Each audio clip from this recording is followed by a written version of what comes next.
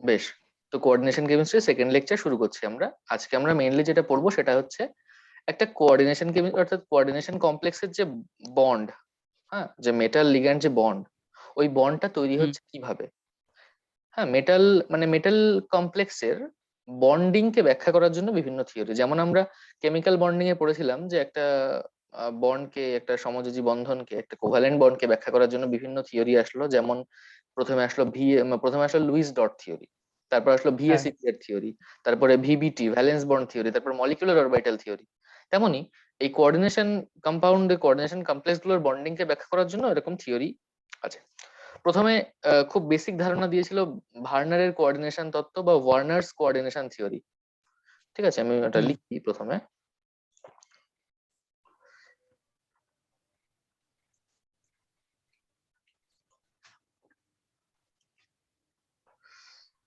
First theory হচ্ছে Werner's theory, WARNER, Werner's theory. Second Werner's theory, এই থিওরির বেশ কিছু ড্রব্যাক রয়েছে, অনেক কিছুকে এক্সপ্লেন করতে পারছে না। তো সেটার জন্য হুম এই বন্ডিং কে ব্যাখ্যা করার জন্য যে মডার্ন থিওরি আনা হলো সেটা হচ্ছে ভ্যালেন্স বন্ড থিওরি। এরপর আমরা আরো দেখব এরও কিছু ড্রব্যাক রয়ে গেছে, সেটাকে ক্লারিফাই করার জন্য আনা হচ্ছে ক্রিস্টাল ফিল্ড থিওরি।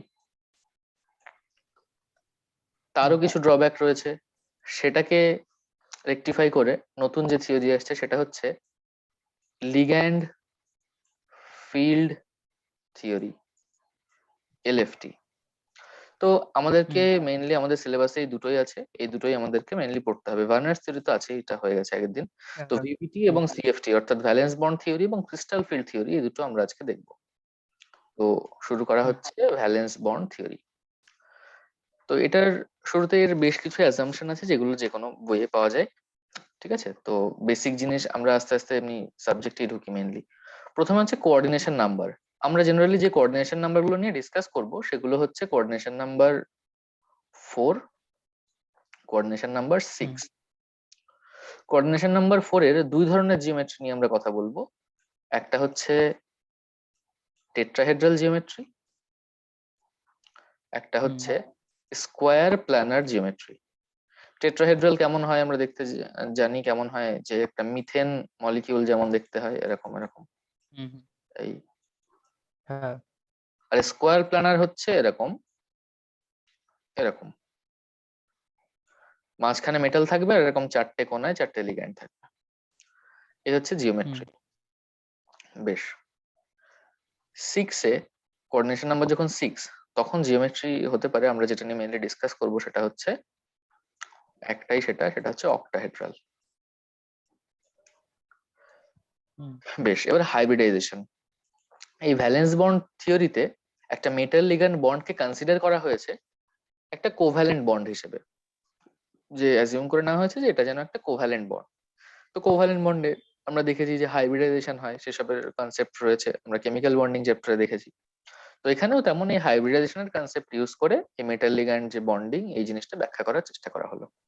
তো হাইব্রিডাইজেশন, হুম টেট্রাহেড্রালের হাইব্রিডাইজেশন কি হয় আমরা জানি যে, দাঁড়া এই কালিটা ঠিকঠাক, হ্যাঁ, টেট্রাহেড্রালে যে হাইব্রিডাইজেশনটা হয় সেটা আমরা জানি যে sp3, তাই তো? হুম বেশ, স্কোয়ার প্ল্যানারের যে হাইব্রিডাইজেশন সেটা DsP2। ঠিক আছে, হুম বেশ। অক্টাহেড্রালে দুই টাইপের হাইব্রিডাইজেশন দেখা যায়। আমরা যেটা আগে পড়েছি সেটা হচ্ছে sp3d2, আর একটা হচ্ছে D2sp3। হুম তো এই সবকিছু নিয়ে আমাদের ডিসকাশন ভ্যালেন্স বন্ড থিওরিতে। কোঅর্ডিনেশন নাম্বার 4 এর দুই ধরনের জিওমেট্রি, টেট্রাহেড্রাল, স্কোয়ার প্ল্যানার। 6 এর হচ্ছে অক্টাহেড্রাল আর তাদের করেসপন্ডিং জিওমেট্রি। তো এই জিওমেট্রি হুম হাইব্রিডাইজেশন কিভাবে হচ্ছে, আমরা এমনি নর্মাল মিথেন মলিকিউল, যে কোনো আমি ইনঅর্গানিক যে কোনো মলিকিউল বা ওই আর কি, ওগুলোর আমরা বন্ডিং ব্যাখ্যা করি, এই কিভাবে হাইব্রিডাইজেশন হয়, একটা এস 3টে পি এরকম ভাবে মিলে কিভাবে হাইব্রিডাইজেশন হচ্ছে সেগুলো আমরা দেখেছি। কিন্তু এখন তো আমরা পড়ছি কোঅর্ডিনেশন কমপ্লেক্স, এখানে মেটাল রয়েছে, লিগ্যান্ড রয়েছে। এক্ষেত্রে আমরা কিভাবে এই হাইব্রিডাইজেশনের এই এগুলোকে অ্যাপ্লাই করব সেটা আমরা দেখব। তো এখানে আমরা মেইনলি যে কোঅর্ডিনেশন কমপ্লেক্সে আমরা দেখেছি যে মেটাল হিসেবে মেইনলি ডি ব্লকের মেটাল গুলোই বেশিরভাগ দেখতে পাওয়া যায়। হ্যাঁ তো প্রথমে আমাদের এই ডি ব্লকের এই মেটালগুলোর অ্যাটলিস্ট এই প্রথম লাইনের এইগুলোর এদের ইলেকট্রনিক কনফিগারেশন আমাদের মাথায় থাকতে হবে। প্রথমে দেখো স্ক্যান্ডিয়াম হচ্ছে 21 অ্যাটমিক নাম্বার, 22 23 এভাবে আসছে। তো এই স্ক্যান্ডিয়ামের ইলেকট্রনিক কনফিগারেশন হবে 4s, যেহেতু এটা ফোর্থ পিরিয়ডের এলিমেন্ট তাই 4s2 হুম আর 3d1, ঠিক আছে, হুম 3d1। টাইটেনিয়ামের হবে 4s2 3d কি 2, তারপর 3, 2 তাই তো, হুম এভাবে এভাবে হবে। হুম ক্রোমিয়ামের একটা ব্যতিক্রম আছে, এক্সেপশন আছে, এটা জানিস? জানিস কি এটা? হুম মনে পড়লো কোন ম্যামের থাকে হ্যাঁ, মানে ওই ব্যতিক্রম D5 হয়ে যায় আর S1 হয়ে যায়। E5 হয়ে যায় হাফ ফিল্ড অরবিটাল, মানে হাফ ফিল্ড হলে যে স্টেবল হয় সেই ক্রাইটেরিয়াটা ফুলফিল করার জন্য হুম এরকম হয়। আর এদিকে কপারেরও ঠিক একই রকমের ইলেকট্রনিক কনফিগারেশনে হুম গন্ডগোল আছে, যেটা হচ্ছে 29। সেটা ওই অ্যাকচুয়ালি D9 4s2 D9 হওয়ার কথা ছিল তখন, তো D9 না হয়ে ওই একটা হুম ইলেকট্রন ডি তে চলে যাবে, তাহলে D10 হয়ে যাবে, আর এই 4s1 হয়ে যাবে। হ্যাঁ তাহলে যেটা হওয়ার কথা ছিল, একটা এক্সেপশন হচ্ছে এই দুটো। যাই হোক, এই প্রথম লাইনের সবার আমাদের ইলেকট্রনিক কনফিগারেশন ওই NS সামথিং আর N-1 D সামথিং। তো এই জিনিসটা আমাদেরকে মনে রাখতে হবে এবং আমাদের সব জায়গায় এটা কাজে লাগবে। ওকে, হুম বেশ। তো এগুলো পরপর একবার একটু দেখে না, scandium, titanium, vanadium, chromium, manganese, iron, cobalt, nickel, copper, zinc. আর এদিকে প্লাটিনামটা বেশ থাকে, প্লাটিনামটা দেয় পরীক্ষায়, অনেক কমপ্লেক্স আছে এর। বেশ, হ্যাঁ এবার আমরা প্রথমে একটা টেট্রাহেড্রাল কমপ্লেক্স নেব, সেটা এক্সপ্লেন করব কিভাবে ভ্যালেন্স বন্ড থিওরি দিয়ে ব্যাখ্যা করছে। প্রথমে আমি যে কমপ্লেক্সটা নিয়েছি সেটা হচ্ছে NiCl4 2-। 2- মানে অ্যাকচুয়ালি উপরে, এটা এখানে 2-। তো এখানে হুম নিকেলের অক্সিডেশন স্টেট কত? 2 দেখে নি। নিকেলের যদি অক্সিডেশন স্টেট আমি এক্স ধরি, হুম এক্স একটা ক্লোরিনের -1, তাহলে x-4, চারটে ক্লোরিনের -4 ইকুয়াল টু ওভারঅল বাইরে 2- মানে ওভারঅল বাইরে -2, তাহলে x হুম ইকুয়াল টু +2। +2 হুম বেশ, তার মানে নিকেলের অ্যাকচুয়ালি এই কমপ্লেক্সে নিকেল আছে, নিকেল 2+ ফর্মে, তাই তো? হুম হুম এই সিরিজে দেখো নিকেলের কনফিগারেশন হচ্ছে এই যে 28, তার মানে 4s2 3d8, হুম তাই তো? হ্যাঁ নিকেল হচ্ছে 4s2 3d8। এটা তো হুম নিকেলের হলো, কিন্তু এখানে আছে নিকেল 2+, অর্থাৎ দুটো ইলেকট্রন বেরোতে হবে। তো বেরোবে কোন জায়গা থেকে? ডি থেকে বেরোবে, 3d থেকে, না 4s থেকে? বাইরের শেল আহ, কোনটা? শেল 1, শেল 2, শেল 3, শেল 4, তাই না? বাইরের শেল তো 4, 4 এই 4s এর ইলেকট্রন বেরোবে, তাহলে হ্যাঁ 4s এর দুটো ইলেকট্রন বেরিয়ে যাবে। তাহলে অ্যাকচুয়ালি নিকেল 2+ হুম এর কনফিগারেশন হলো D8, তাই তো? হ্যাঁ হুম এই যেখানে ইলেকট্রনিক কনফিগারেশন অফ নিকেল দিয়ে দিয়েছে, আর্গন তো এর আগে আর্গন রয়েছে বলে, মানে কনফিগারেশন আগে যে নোবেল গ্যাসের রেসপেক্ট লেখা হয়, এই যে আর্গন, আর্গনের পরে 4s দুটো, 4s1 4s 4s2, তারপরে এগুলো। তো এই হুম আর্গন 3d8 4s2, তো এখানে অক্সিডেশন স্টেট এখানে নিকেল 2+ ফর্মে, তাই 3d8। এবার নিকেল অ্যাটমের ইলেকট্রনিক যে কনফিগারেশন 3d লিখেছে, 4s লিখেছে, 4p লিখেছে, 4d আর লেখেনি, লাগবে না তাই। বেশ, আমরা যখন হুম পরবর্তীতে অক্টাড্রলের দিকে দেখবো তখন দেখবো যে ওটাও লাগছে। তো শুধু নিকেলটা নিকেল 3d8 4s2 সেভাবে লিখেছে, ভর্তি করেছে, ইলেকট্রন ফিল আপ করা জানিস। তারপর নিকেল টু হ্যাঁ প্লাস করেছে, নিকেল 2+ মানে 4s এর দুটো ইলেকট্রন বের করে দিয়েছে, সিম্পল। এবার এটা হচ্ছে টেট্রাহেড্রাল কমপ্লেক্স, ঠিক আছে? হুম এখানে এখানে একটা জিনিস বলার, এই যে ক্লোরিন, হ্যাঁ, লিগ্যান্ড তো ক্লোরিন, ক্লোরিন হচ্ছে হ্যাঁ একটা উইক লিগ্যান্ড। উইক স্ট্রং কি আমরা পরে আসবো। ক্লোরিন হচ্ছে একটা উইক লিগ্যান্ড। যারা উইক লিগ্যান্ড হয় তারা এই যে ইলেকট্রন, যারা উইক লিগ্যান্ড হয় তারা এই ইলেকট্রনের উপর কোনো এফেক্ট শো করে না। কিন্তু যদি স্ট্রং লিগ্যান্ড হয় কেউ, তখন এই ইলেকট্রনটাকে শিফট করে এখানে এনে দিয়ে দেয় তারা, অর্থাৎ স্ট্রং পেয়ারিং করে। লিগ্যান্ড হলে। স্ট্রং লিগ্যান্ড হলে কারা উইক কারা হুম স্ট্রং সব দেখবো আমরা। উইক লিগ্যান্ড হলে ইলেকট্রনের উপর তার কোনো এফেক্ট নেই। বেশ, হুম তাহলে এখানে এরকম। তাহলে এখানে কোঅর্ডিনেশন নাম্বার তো 4, আমরা NiCl4। হুম তাহলে তার তো দুই হুম ধরনের হাইব্রিডাইজেশন পসিবল। কি কি? sp3 আর dsp2। sp3 হলে DSP2 টেট্রাহেড্রাল, dsp2 হলে কোয়াড্রেশন। হ্যাঁ স্কোয়ার প্ল্যানার। তো এখানে dsp2 কি হওয়া পসিবল? ডি তো ফাঁকা নেই, তাই না? না। হুম dsp2 হতে গেলে এই একটা ডি লাগবে, এই একটা এস লাগবে, আর এই দুটো পি লাগবে। বেশ লাগবে। সেটা তো হুম নেই, ফাঁকা নেই। না। তাহলে হুম এখানে হওয়ার চান্স কি আছে? sp3, একটা এস আর তিনটে পি, তাই তো? ফি 3টে বি। হুম বেশ, তো এরকম এই যে একটা এস আর তিনটে পি এরকম নিয়ে একটা sp3, চারটে sp3 হাইব্রিড অরবিটাল তৈরি হয়েছে। চারটে sp3 হাইব্রিড অরবিটাল প্রত্যেকটা অরবিটালই ফাঁকা, সেখানে Cl মাইনাস তার ইলেকট্রন পেয়ার ডোনেট করে দিচ্ছে। বুঝে গেছে? হুম হুম তাহলে এইভাবে হাইব্রিডাইজেশনকে দেখা হয় ভ্যালেন্স বন্ড থিওরির রেসপেক্টে, যে এইভাবেই অ্যাকচুয়ালি যে মেটাল লিগ্যান্ড বন্ডটা এভাবেই তৈরি হচ্ছে থ্রু হাইব্রিডাইজেশন, তাই না? হাইব্রিডাইজেশন হুম মানে এখানে ক্লোরিনের সঙ্গে বন্ড হচ্ছে হাইব্রিড অরবিটালের। তাই ওই জন্যই আমি শুরুতেই বলেছিলাম যে এখানে কনসিডার করা হচ্ছে মেটাল আর লিগ্যান্ডের বন্ডটা কোভ্যালেন্ট বন্ড, তাই না? হাইব্রিডাইজেশন, ওভারল্যাপ এসব তো হ্যাঁ আমরা এতেই দেখি, কোভ্যালেন্ট বন্ডেই দেখি। ব্যাস, হুম এটা হলো। তো এখান থেকে আরেকটা জিনিস আমরা ব্যাখ্যা করতে পারি, সেটা হচ্ছে ম্যাগনেটিজম প্যারাম্যাগনেটিক না ডায়াম্যাগনেটিক। আমরা জানি যে কোথাও যদি আনপেয়ার্ড ইলেকট্রন থাকে, কোনো কনফিগারেশনে কোথাও যদি আনপেয়ার্ড ইলেকট্রন থাকে, তাহলে সেই সিস্টেমটা প্যারাম্যাগনেটিক হয়। আর যদি সমস্ত পেয়ার্ড ইলেকট্রন হুম থাকে তাহলে সেটা ডায়াম্যাগনেটিক হয়। তো এখানে আমরা দেখতে পাচ্ছি যে NiCl4 2- যে কমপ্লেক্স, এটা অ্যাকচুয়ালি কমপ্লেক্স ইলেকট্রনিক কনফিগারেশন, এই যে পুরোটা। হুম তো তাতে হ্যাঁ দুটো আনপেয়ার্ড ইলেকট্রন রয়েছে, তার মানে প্যারাম্যাগনেটিক না ডায়াম্যাগনেটিক? প্যারাম্যাগনেটিক। কৌশানি শুনতে পাচ্ছিস? হ্যাঁ। তোকে বলছি না, আর একজন আছে। ও কৌশানি শুনতে পাচ্ছিস?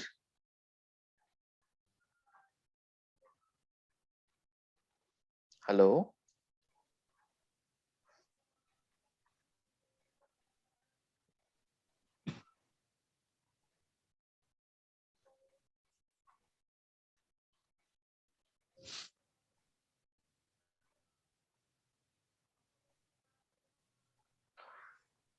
বেশ, তো এই যে ম্যাগনেটিজম আমি বললাম প্যারাম্যাগনেটিক বা ডায়াম্যাগনেটিক। এবার যদি প্যারাম্যাগনেটিক হয় তাহলে তার পরিমাণ তো সমান নয়, সবাই তো আর সমান পরিমাণ প্যারাম্যাগনেটিজম শো করে না, ডিফারেন্ট টাইপের করতে পারে। তো না। প্যারাম্যাগনেটিজমের যে একটা মেজারমেন্ট নিশ্চয়ই থাকবে, তাই না? সবকিছুর তো একটা লেন্থ, হুম ওয়েট, সবকিছুর মেজারমেন্ট আছে। তো এই মেজারমেন্টটা হচ্ছে ম্যাগনেটিক মোমেন্ট, এটা দিয়ে মেজার করা হয়। তো ম্যাগনেটিক মোমেন্টের হুম ফর্মুলা কি? √n × n+2।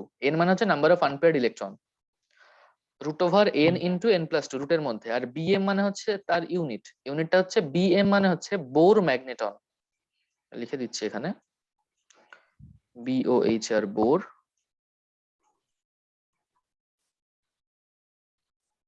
Magneton, Bohr magneton. তো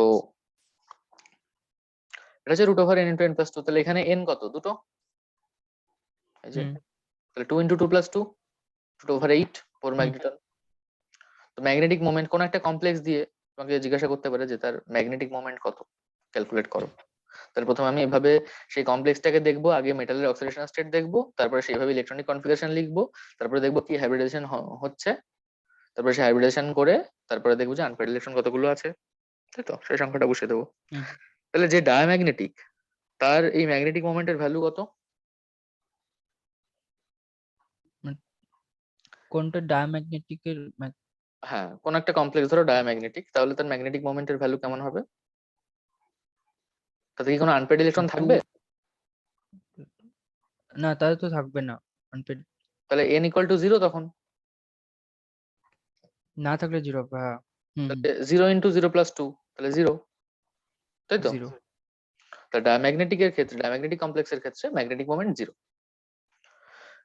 বেশ, তেমন এরকম আমি দুটো কমপ্লেক্স আরো লিখেছি, এই দুটো নিজে প্র্যাকটিস করবে, ঠিক আছে?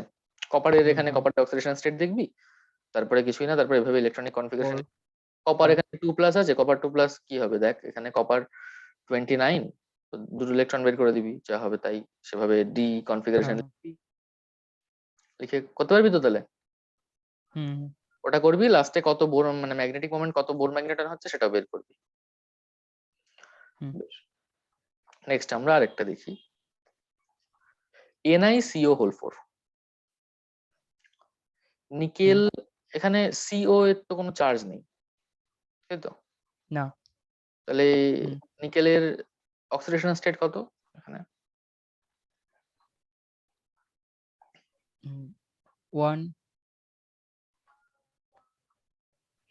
oxidation 1 কেন? equal to 4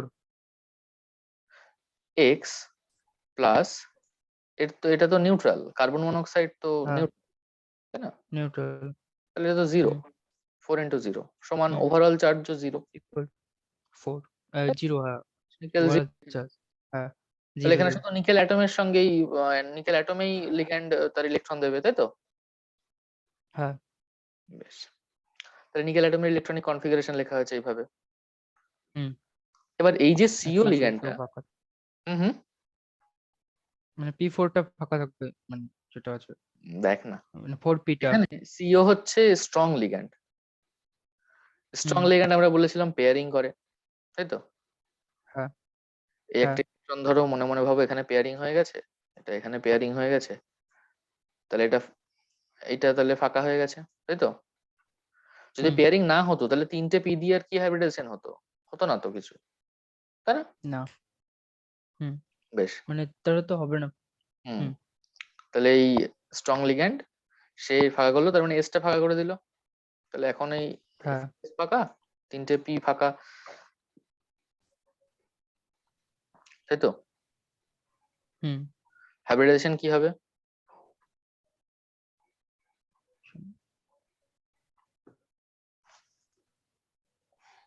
হাইব্রিডাইজেশন কি হবে?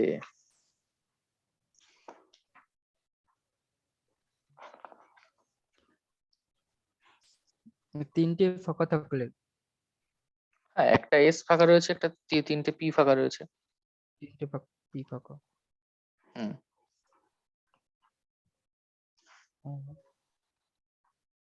sp3, একটা এস আর 3টে পি,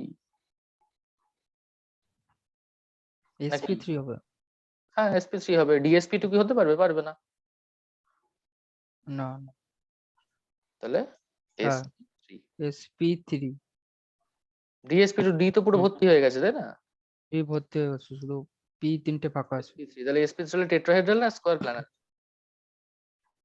টেট্রাহেড্রাল টেট্রাহেড্রাল, এখানে ভুল লেখা আছে, এখানে টেট্রাহেড্রাল কমপ্লেক্স হবে, এটাও টেট্রাহেড্রাল কমপ্লেক্স।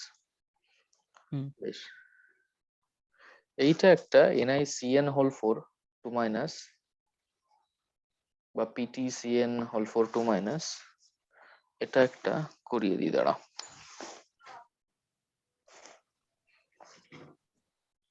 বেশ, এখানে অক্সিডেশন স্টেট কত বল? CN থাকে CN- হিসেবে। এখানে নিকেলের অক্সিডেশন স্টেট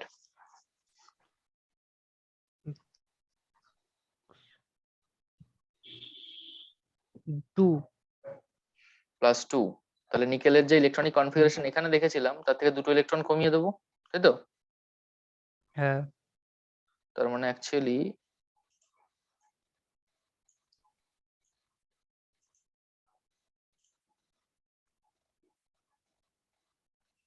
এটাই তো। হুম এটা কিসের? এটা নিকেল 2+এর, নিকেল 2+এর এটা। এবার এখানে CN4 সায়ানাইড হচ্ছে স্ট্রং লিগ্যান্ড। স্ট্রং হুম লিগ্যান্ড হলে পেয়ারিং করাবে, দিয়ে দেবে pairing করে, হ্যাঁ পেয়ারিং করালে এখানে আছে এই দুজন, তাহলে পেয়ারিং করালে এটা এখানে চলে আসবে, তাই তো? হ্যাঁ হ্যাঁ তাহলে এইটা তখন ফাঁকা হয়ে যাবে না? হুম পুরোটাই ফাঁকা হয়ে যাবে ওটা এইটা ফাঁকা হয়ে যাবে, তাই তো? হুম এটা হুম যদি ফাঁকা হয়ে যায় তাহলে এবার হাইব্রিডাইজেশনে এই ডি তো পার্টিসিপেট করতে পারবে তো? হ্যাঁ তাহলে একটা ডি, এই এস আর এই 3টে পি, তাই তো? হুম হুম হাইব্রিডেশন কি হবে তখন? DsP2 DsP2 জিওমেট্রি টেট্রা না স্কোয়ার প্ল্যানার। Square planar. বেশ, PtCN4 2 সিমিলারলি করবি এটা নিচে। স্কোয়ার প্ল্যানার বুঝতে পেরেছিস? ওটা DsP2 তুমি হ্যাঁ বললে চার ওটা কি মানে বলতে মাঝে পারছো? মেটালটা আছে। হুম ওই যে তুমি বললে না লাস্টের ওই যে ডি অরবিটালে যেটা ফাঁকা হচ্ছে, হ্যাঁ, মানে ওটা যেটা বেরিয়ে যাচ্ছিল, ওটা কি করে হলো ওটা বুঝতে পারলাম না। বেশ বেশ বেশ, লেট মি এক্সপ্লেন এগেইন। বেশ, নিকেল হচ্ছে D8, নিকেল 2+ হচ্ছে D8, তাহলে 3D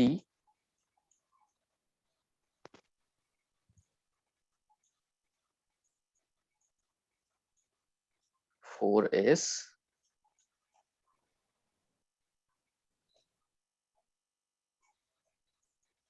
4p। এবার ইলেকট্রন বসাবো, 8টা ইলেকট্রন, 1 2 3 4 5 6 7 8। ক্লিয়ার? হুম এবার এখানে নিকেলের সঙ্গে লিগ্যান্ড আছে Cn-, তাই তো? আমি বললাম Cn- হচ্ছে একটা স্ট্রং লিগ্যান্ড। স্ট্রং লিগ্যান্ডের কাজ হচ্ছে যদি আনপেয়ার্ড ইলেকট্রন থাকে পেয়ারিং করে। পেয়ারিং করা। তাহলে কি করবে? হুম ও তখন এই ইলেকট্রনটাকে এখানে এই অরবিটাল দিয়ে দেবে, তাহলে এটা এটা পেয়ারিং হয়ে গেল না, এই একটা ছিল আর একটা চলে আসলো। তাহলে এই স্ট্রং লিগ্যান্ডের প্রভাবে তখন নতুন কনফিগারেশন হচ্ছে এরকম।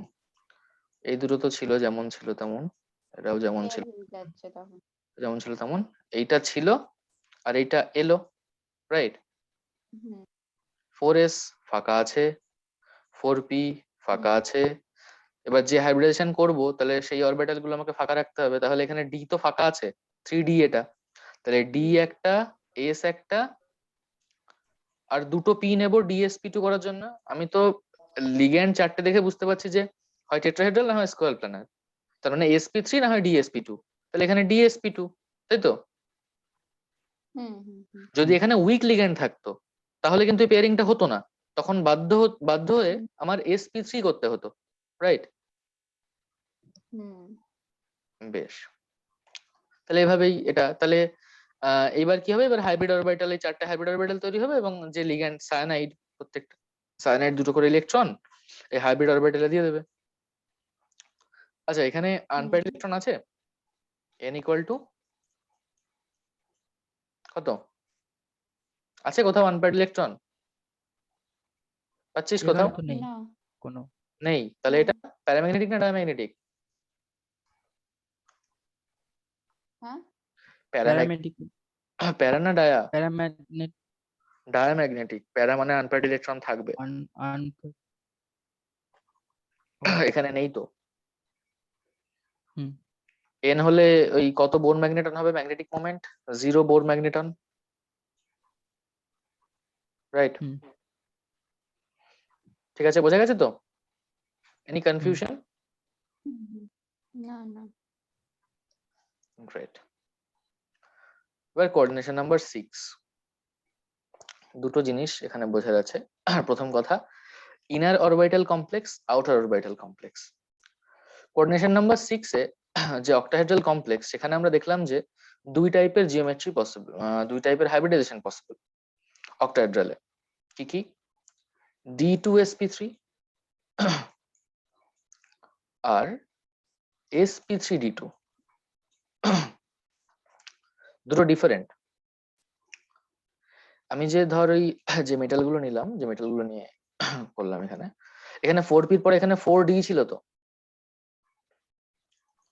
রাইট? হুম ফাঁকা ছিল, আমার লাগেনি তাই লিখিনি।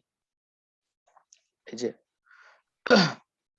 এই ভিতরের যে ডি, এটাকে বলবো আমি ইনার ডি, হ্যাঁ, ভিতরের ডি অরবিটাল। আর এই ডি, এটাকে বলবো আউটার ডি, ঠিক আছে? এবার যদি কোনো কোঅর্ডিনেশন কমপ্লেক্স তৈরি হতে গিয়ে ইনার ডি ইউজ হয়, ঠিক আছে, তখন সেটাকে বলবো ইনার অরবিটাল কমপ্লেক্স। ঠিক আছে, এই পাশে হুম। একটা ডি, রুম 1 ধরো, এই রুমে একটা ডি, আর মাঝখানে এস পি আছে, এস আছে, পি আছে, আর এই পাশে আরেকটা ডি। ঠিক আছে, মাঝখানে ধরো একটা ঘর, এই রুম 1 রুম 2, মাঝখানে দরজা। তো হুম। এই ডি হচ্ছে ইনার ডি, এটা হচ্ছে আউটার ইনার ডি। অরবিটাল। হুম। তাহলে যদি এরকম হয় ডি টু sp3, তখন আমি বলবো যে এটা ইনার অরবিটাল কমপ্লেক্স। আর যদি এমন হয় যে sp3d2, D2 তখন সেটাকে বলবো outer orbital complex. Outer orbital. হুম। ক্লিয়ার? বেশ, স্ট্রং লিগ্যান্ড উইক লিগ্যান্ড আমরা দেখলামই। স্ট্রং লিগ্যান্ড হচ্ছে স্ট্রং, এমনি এটা দিয়েছি কার্টুন। তো স্ট্রং লিগ্যান্ড হচ্ছে যারা ইলেকট্রনের পেয়ারিং করাতে পারে। বেশ, হ্যাঁ। এবার আমরা একটা অক্টাহেড্রাল কমপ্লেক্স, আমরা যেমন স্কোয়ার প্ল্যানার দেখলাম, যেমন টেট্রাহেড্রাল দেখলাম কিভাবে আমরা হাইব্রিডাইজেশনকে ইউজ করছি, তেমন অক্টাহেড্রাল কমপ্লেক্সে দেখবো আমরা। অক্টাহেড্রাল কমপ্লেক্স আমরা একটা নিলাম, হচ্ছে কোবাল্ট হেক্সামিন কমপ্লেক্স। তো এখানে দেখে বলো যে এখানে কোবাল্টের অক্সিডেশন স্টেট কত?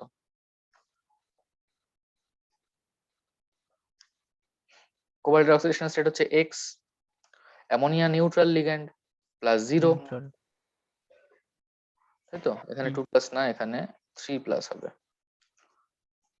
সমান 3, তাহলে +3।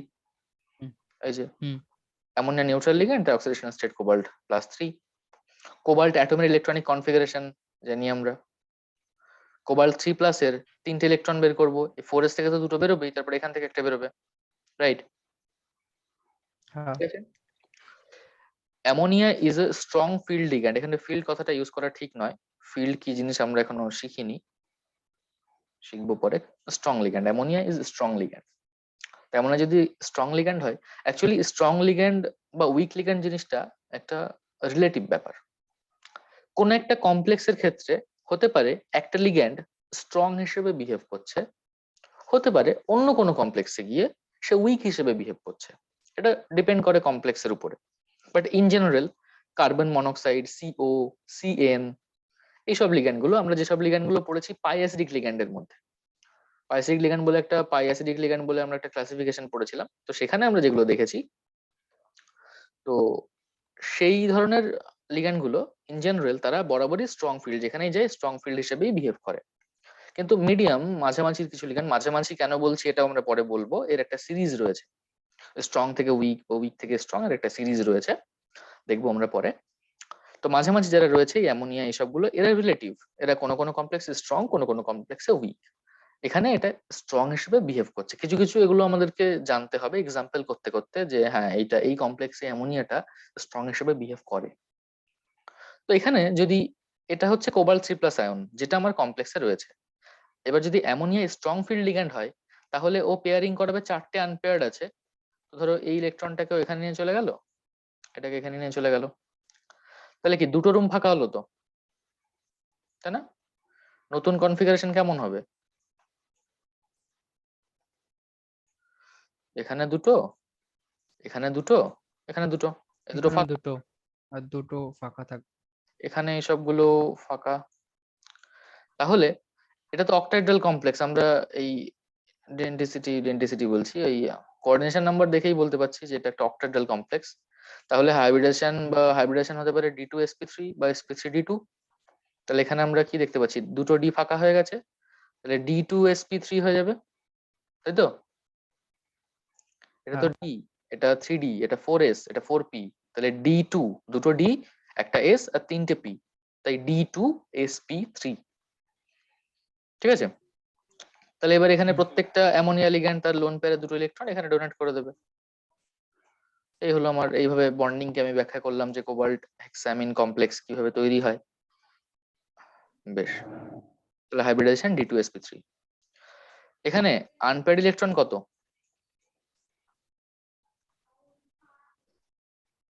নাম্বার অফ আনপেয়ার্ড ইলেকট্রন,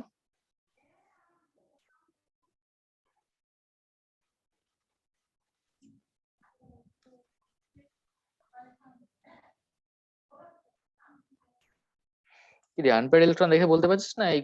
দেখ কমপ্লেক্সটা, দেখ কমপ্লেক্সের ইলেকট্রন গুলো কোথায়, আনপেয়ার্ড ইলেকট্রন দেখতে পাচ্ছিস কোথাও এখানে?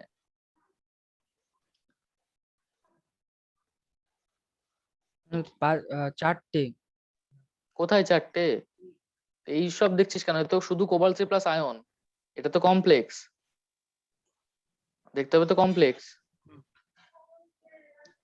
ছটা তো, হুম, ছটা। আনপেয়ার্ড ইলেকট্রন মানে যে ইলেকট্রনটা সিঙ্গেল ইলেকট্রন, এটা হচ্ছে আনপেয়ার্ড ইলেকট্রন, আর এটা হচ্ছে হ্যাঁ তো এটা এটা কমপ্লেক্সে তো এরকম সিঙ্গেল দুটো ইলেকট্রন কোথাও আছে এখানে? কোথায় দেখতে পাচ্ছিস? এই কমপ্লেক্সের যে ইলেকট্রনিক কনফিগারেশন এই যে হলো, এখানে কোথায় এরকম সিঙ্গেল ইলেকট্রন এখানে দেখতে তো পাচ্ছিস? আনপেয়ার্ড ইলেকট্রন নেই। নেই, সেটাই তো, হুম আনপেয়ার্ড ইলেকট্রন জিরো। কোবাল্ট দেখলেও হবে না, কোবাল্ট তো এখানে নেই, এখানে আছে অ্যাকচুয়ালি কোবাল্ট সি প্লাস, সে কোবাল্ট সি প্লাস আছে। তারপর অ্যামোনিয়া যখন শুধু কোবাল্ট সি প্লাস হলে হ্যাঁ আনপেয়ার্ড ইলেকট্রন চারটে, শুধু কোবাল্ট হলে হ্যাঁ হুম আনপেয়ার্ড ইলেকট্রন তিনটে। কিন্তু যখন কোবাল্ট এখানে এখানে তো কোবাল্ট সি প্লাস না শুধু, তার সঙ্গে ছটা অ্যামোনিয়া এসেই তো পেয়ারিং করিয়ে দিল। তাহলে আমার এই ওভারঅল যে কমপ্লেক্সটা, সেই কমপ্লেক্সে আনপেয়ার্ড ইলেকট্রন কত আমাকে ফাইনাল এটা দেখতে হবে। হুম এখানে আনপেয়ার্ড ইলেকট্রন নেই, জিরো। জিরো। তাহলে ম্যাগনেটিক মোমেন্ট মিউ দিয়ে ডিনোট করে জিরো, তাই তো? হুম হ্যাঁ বেশ, এবার যদি পেয়ারিং হয় তাহলে আচ্ছা অ্যাকচুয়ালি আমি আরেকটা টার্ম এখানে ডিফাইন করে দিই, স্পিন। স্পিন সমান এস, এস দিয়ে ডিনোট করা হয়, equal to n by two, n মানে number of unpaired electron, by two. ঠিক আছে, হুম এখানে কোবাল্ট থ্রি প্লাসে আনপেয়ার্ড ইলেকট্রন ছিল চারটে, তাহলে স্পিন ছিল 4/2 ইকুয়াল টু 2, তাই তো? টু কিন্তু যখন এই কোবাল্ট লিগ্যান্ড যখন কোবাল্টের উপর অ্যাক্ট করলো, তখন তার স্পিন জিরো হয়ে গেল না, 0/2। হুম তাহলে এখানে লিগ্যান্ডটা স্ট্রং লিগ্যান্ড, সেই জন্য পেয়ারিং হলো স্ট্রং লিগ্যান্ড, তাই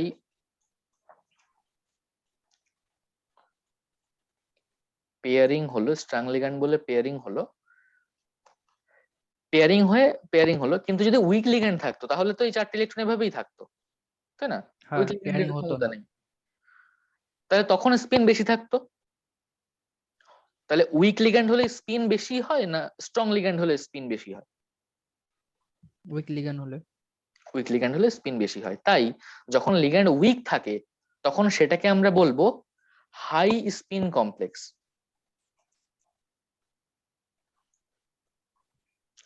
যেখানে লিগ্যান্ড উইক, তাই তো? হুম আর যদি লিগ্যান্ড স্ট্রং থাকে তখন তাকে বলবো লো স্পিন কমপ্লেক্স। লো স্পিন।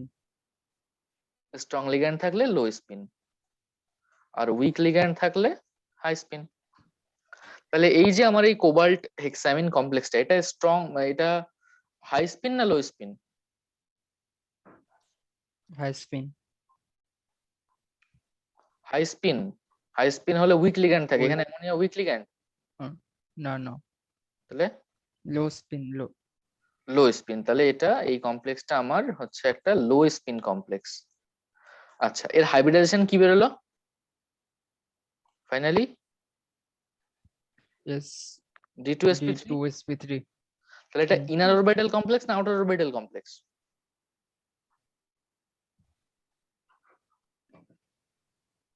ইনার না আউটার? এই তো শিখলি একটু আগে, এই যে ইনার আউটার দেখলি তো।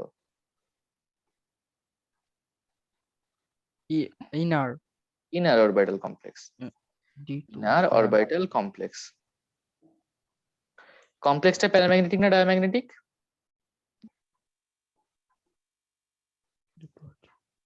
এই যে আনপেয়ার্ড ইলেকট্রন থাকলেই প্যারাম্যাগনেটিক, না থাকলে ডায়াম্যাগনেটিক। তাহলে এখানে আছে না নেই? নেই নেই। তো এটা ডায়াম্যাগনেটিক। ডায়াম্যাগনেটিক। ঠিক আছে, তাহলে একটা কমপ্লেক্স থেকে কত রকমের ইনফরমেশন আমাদেরকে জিজ্ঞাসা করতে পারে পরীক্ষায়। ঠিক আছে, এটা হাই স্পিন না লো স্পিন, এটা ইনার অরবিটাল না আউটার অরবিটাল কমপ্লেক্স, এখানে স্ট্রং ফিল্ড লিগ্যান্ড না উইক ফিল্ড লিগ্যান্ড, এর হাইব্রিডাইজেশন কি, এখানে আনপেয়ার্ড ইলেকট্রন আছে কিনা, এর ম্যাগনেটিক মোমেন্ট কত, তাই তো? হুম হুম। বোঝা গেল তো সব? এর মধ্যে কোথাও কোনো কনফিউশন থাকলে বল, বা কোনো জিনিস যদি আমাকে রিপিট করতে হয় তো বল।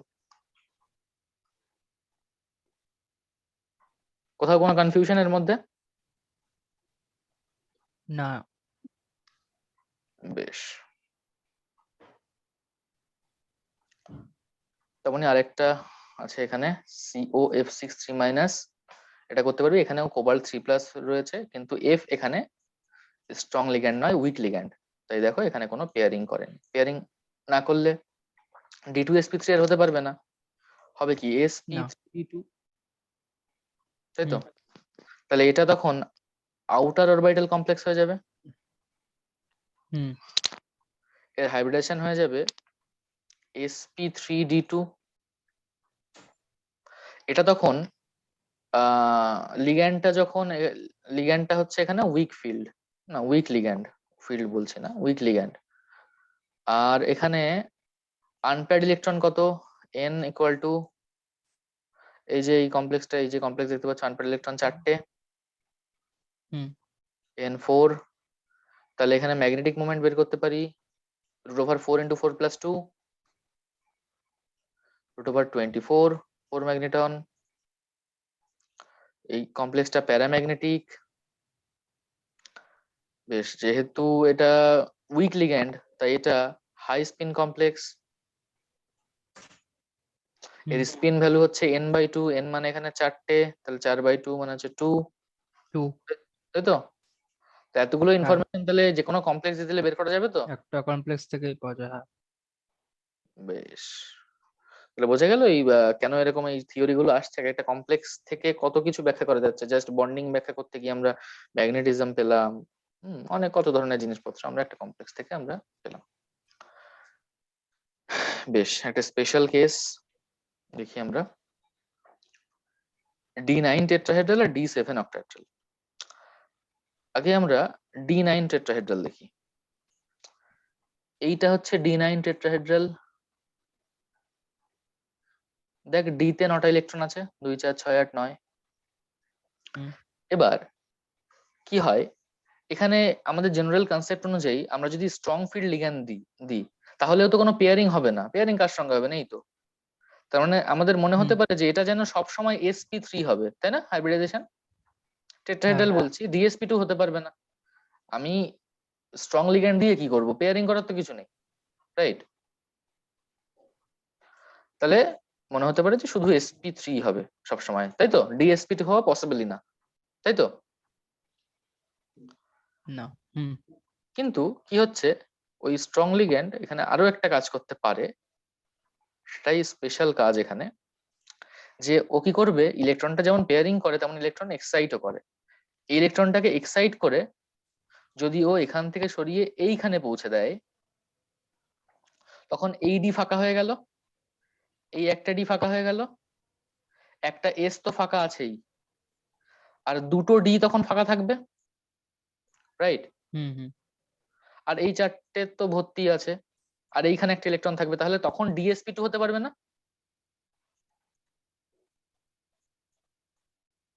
DsPP, DsP2, তাই তো?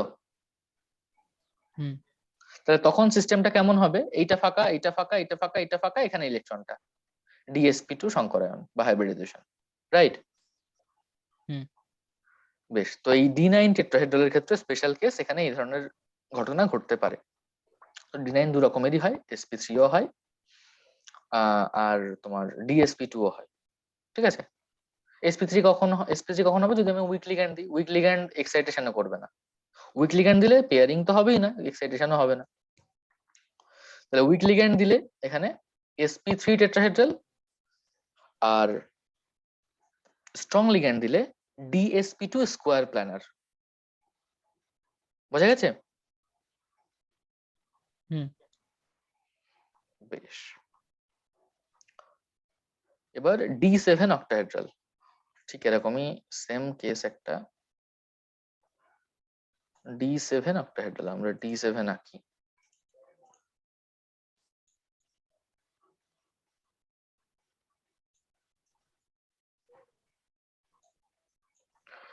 এখানে দুটো ইলেকট্রন আমি এভাবে দিচ্ছি,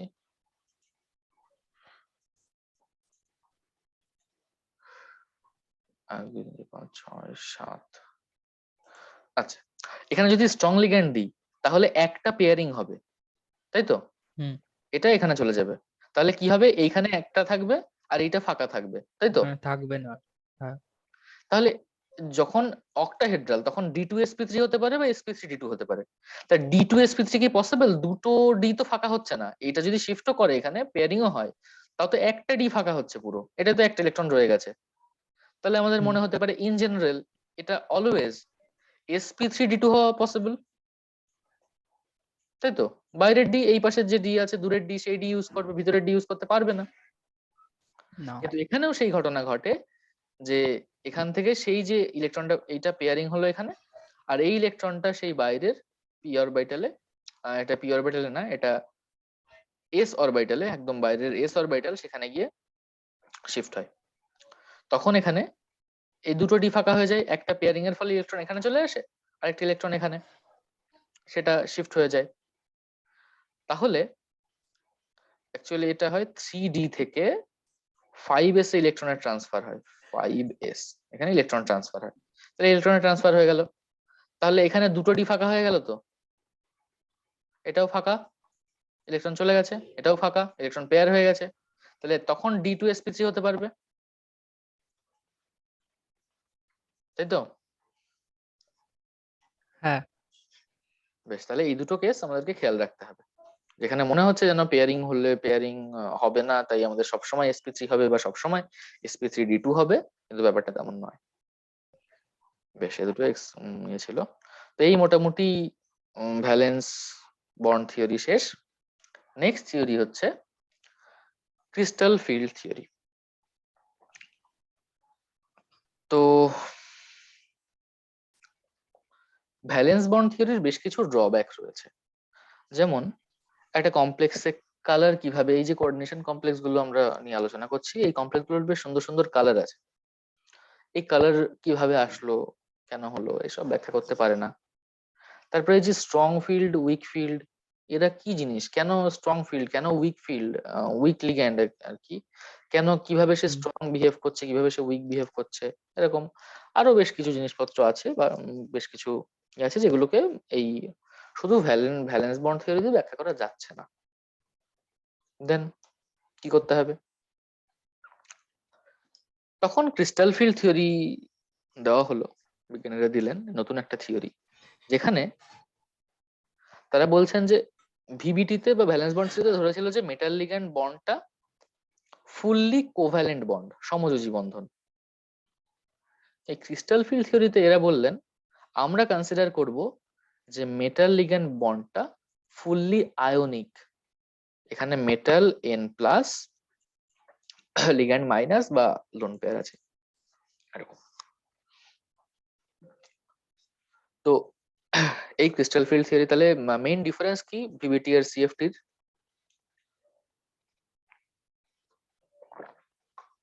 যে ভিবিটিতে মেটাল লিগ্যান্ড বন্ডকে কনসিডার করা হয়েছে ফুললি কোভ্যালেন্ট, এন্ড সিএফটিতে কনসিডার করা হয়েছে ফুললি আয়নিক। ঠিক আছে, এটুকু ক্লিয়ার?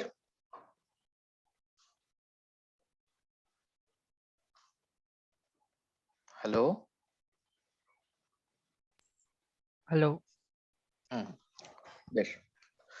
এবার ক্রিস্টাল ফিল্ড থিওরির কি জিনিস, কিভাবে একটা মেটাল লিগ্যান্ড বন্ডকে ব্যাখ্যা করছে, কিভাবে দেখ, গল্পটা শোন। কিছু অ্যাজাম্পশন ধরে নিয়েছে, ওই আর কি, বেসিক পড়ে নিয়েছে একটুখানি। এর মধ্যে ইম্পর্টেন্ট যেটা বলার সেটা হচ্ছে এখানে মেটালকে ধরা হয়েছে একটা পয়েন্ট, পয়েন্ট জাস্ট, লিগ্যান্ডকে একটা পয়েন্ট, একে একটা পয়েন্ট চার্জ হিসেবে ধরা হয়েছে, ঠিক আছে? যে লিগ্যান্ডস আর কনসিডার এস পয়েন্ট চার্জ, মেটালটাও তাই।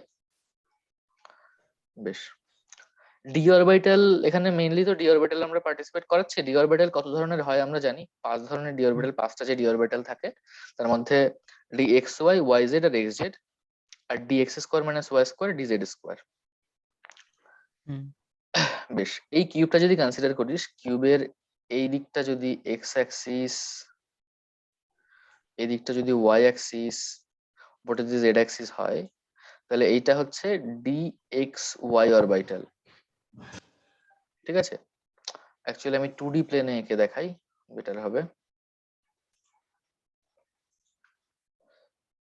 যদি এটা এক্স অ্যাক্সিস হয়, বোর্ডের প্লেনে এক্স অ্যাক্সিস, এটা ওয়াই অ্যাক্সিস, আর এই বোর্ড থেকে বোর্ডের উপরের দিকে আর বোর্ডের একদম পেছন দিকে ওটা জেড অ্যাক্সিস, তাহলে ডি এক্স ওয়াই অরবিটালটা হচ্ছে এইটা, এক্স আর ওয়াই এর মাঝখান দিয়ে গেছে। ডি ওয়াই জেড তেমন ওয়াই আর জেড অ্যাক্সিস এর মাঝ বরাবর গেছে, ডি ওয়াই জেড তেমন ওয়াই আর জেড অ্যাক্সিস এর মাঝ বরাবর গেছে। তাহলে এই তিনটে অরবিটাল একই রকম না? কিরে, ডি এক্স ওয়াই একই ওয়াই জেড এক্স জেড একই রকম, শুধু কোন অ্যাক্সিস বরাবর সেটাই different. D x square minus Y square অরবিটালটা এরকম, একটা এক্স অ্যাক্সিস বরাবর লোব গেছে, দুটো লোব গেছে, একটা ওয়াই অ্যাক্সিস বরাবর গেছে। আর ডি জেড স্কোয়ারটা হচ্ছে এরকম, যদি আমি মনে করি এটা জেড অ্যাক্সিস, তাহলে এরকম জেড অ্যাক্সিস বরাবর গেছে এরকম, আর এই মাঝখানে একটা রিং আছে, এই যে এখানে দেখতে পাচ্ছি জেড অ্যাক্সিস বরাবর গেছে একটা রিং আছে, এটা হচ্ছে ডি জেড স্কোয়ার। এবার এই পাঁচটা ডি অরবিটালের মধ্যে এই যে D x square minus Y square আর ডি জেড স্কোয়ার, এরা অ্যাক্সিস বরাবর পাস করেছে না? দে আর পাসিং থ্রু হ্যাঁ axis, and these three orbitals dxy yz xz, these are passing in between the axis, right? Not on the axis. Hmm These are in between the axis. These are not axial. So এই দুটো যে orbital dx square minus y square আর dz square, এদেরকে বলা হয় axial D. বলার কারণটা বোঝা গেছে? যেহেতু এদের ওরিয়েন্টেশন অ্যাক্সিস বরাবর, অ্যাক্সিয়াল ডি। এটা হচ্ছে এক্স অ্যাক্সিস ওয়াই অ্যাক্সিস বরাবর, আর এটা হচ্ছে জেড অ্যাক্সিস হুম বরাবর। কিন্তু D x Y Y Z H Z এটা কোনোটা অ্যাক্সিস বিটুইন দিয়ে পাস করেনি, দুটো অ্যাক্সিসের মাঝ বরাবর পাস করেছে, তাই এদেরকে হুম বলা হবে নন অ্যাক্সিয়াল ডি।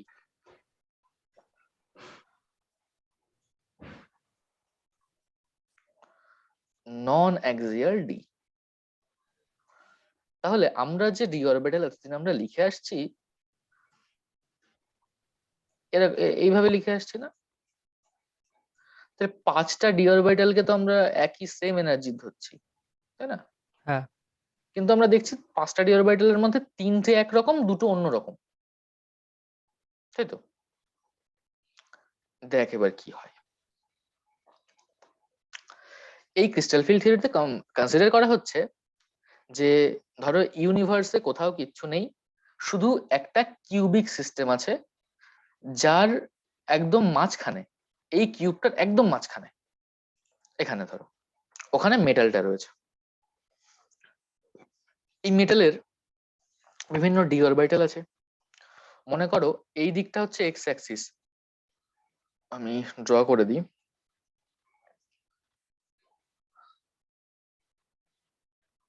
এই দিকটা হচ্ছে এক্স অ্যাক্সিস,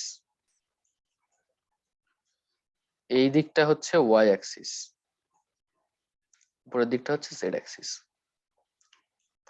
হলো, একদম মাঝখানে রয়েছে মেটাল। তাহলে মেটালের যে D x square minus Y square orbital রয়েছে, সেটা ঠিক এই বরাবর গেছে না? এই ঠিক এরকম, এই এক্স বরাবর একটা লোব, এই, আর ওই যে ওয়াই বরাবর একটা লোব, তাই না? বুঝতে পারছিস? আবার রাখি দাঁড়া। যে X square minus Y square থাকে সেটা তো ডিরেক্ট এক্স অ্যাক্সিস বরাবর থাকে, তার মানে এটার থেকে একটা পুরো এই এক্স এর দিকে যাবে, আর এটা এই অন্য লোবটা, এই D x square minus Y square এখনো হয়নি, ডি এক্স স্কোয়ার টুকু আঁকলাম, এই হচ্ছে D x square minus Y square, হলো। আর এই হচ্ছে ডি জেড স্কোয়ারটা এরকম রয়েছে জেড অ্যাক্সিস বরাবর, আর এই মাঝখানে রিংটা রয়েছে ওটা রাখলাম, এটা হচ্ছে ডি জেড স্কোয়ার।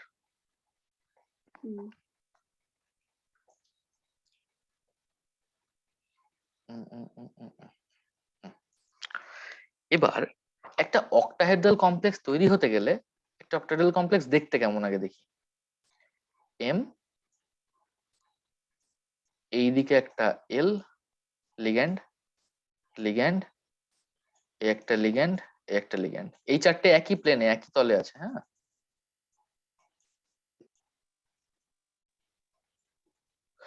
এই চারটে, আর এই উপরে একটা এল, এই নিচে একটা এল। ক্লিয়ার? তো এই কমপ্লেক্সটা তৈরি হতে গেলে আমি যদি মনে করি এই মাঝখানে যে মেটাল রয়েছে সে যদি এরকম কমপ্লেক্স তৈরি করতে যায়, তাহলে এই যে লিগ্যান্ড গুলো, এটাকে দেখ ভালো করে, এটাকে ঠিক এই বরাবর আসতে হবে না? এই যেন এই বলের সোজাসুজি, এই সোজাসুজি আসতে হবে না, তাই না? হুম এই যে একটা কিউব বা একটা ঘনকের এই যে এই এই প্রত্যেকটা হচ্ছে এক একটা তল বা ফেস, আর এই ফেসের যে মাঝখানটা, একদম মাঝখানটা, সেটাকে বলা হয় ফেস সেন্টার। ঠিক আছে? যেমন এই একটা কিউবের একটা ফেস, তার মাঝখানটা, একদম মাঝখানটা হচ্ছে ফেস সেন্টার। তাহলে এই কমপ্লেক্সটা তৈরি হতে গেলে এই মেটালের এই ফেস সেন্টার বরাবর আসতে হবে না লিগ্যান্ডকে? এইভাবে লিগ্যান্ডকে তো আসতে হবে, এই সব দিক থেকে আসলে তো আর হবে না। বোঝা যাচ্ছে? হুম হুম হুম বেশ, এই জায়গাটা একটু বোঝার চেষ্টা কর ভালো করে, দেখবি এরপরে ক্রিস্টাল ফিল্ড থিওরি খুব সহজ।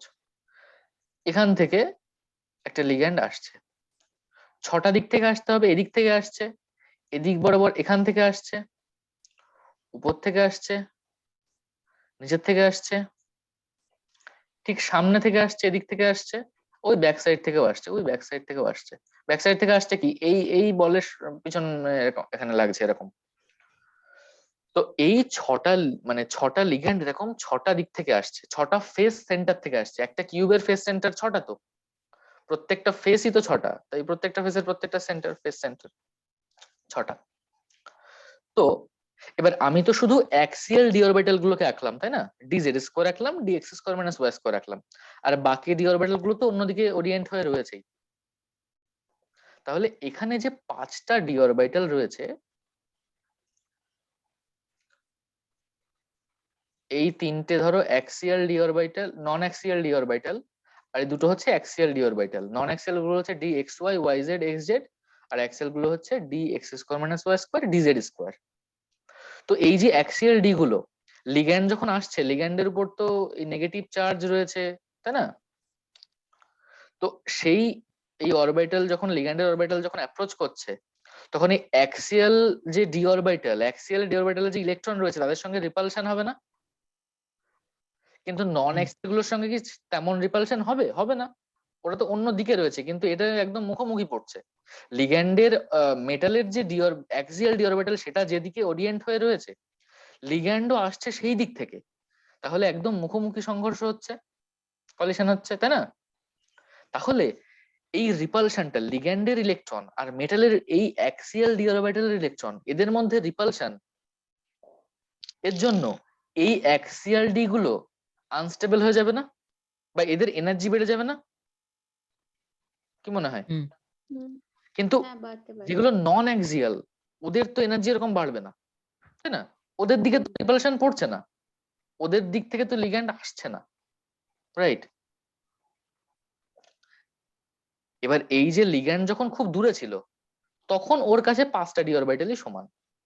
কিন্তু যখন কাছে আসলো, দেখলো যে আমার দিকে শুধু অ্যাক্সিয়াল ডি অরবিটাল গুলোই পড়ছে, এইটা এইটা দুটো ডি অরবিটালই পড়ছে। এই যখন ও দূরে ছিল, ওর কাছে পাঁচটা ডি অরবিটালই সমান। ও ইনফাইনাইট ডিস্টেন্স থেকে মেটালের কাছে অ্যাপ্রোচ করা শুরু করলো।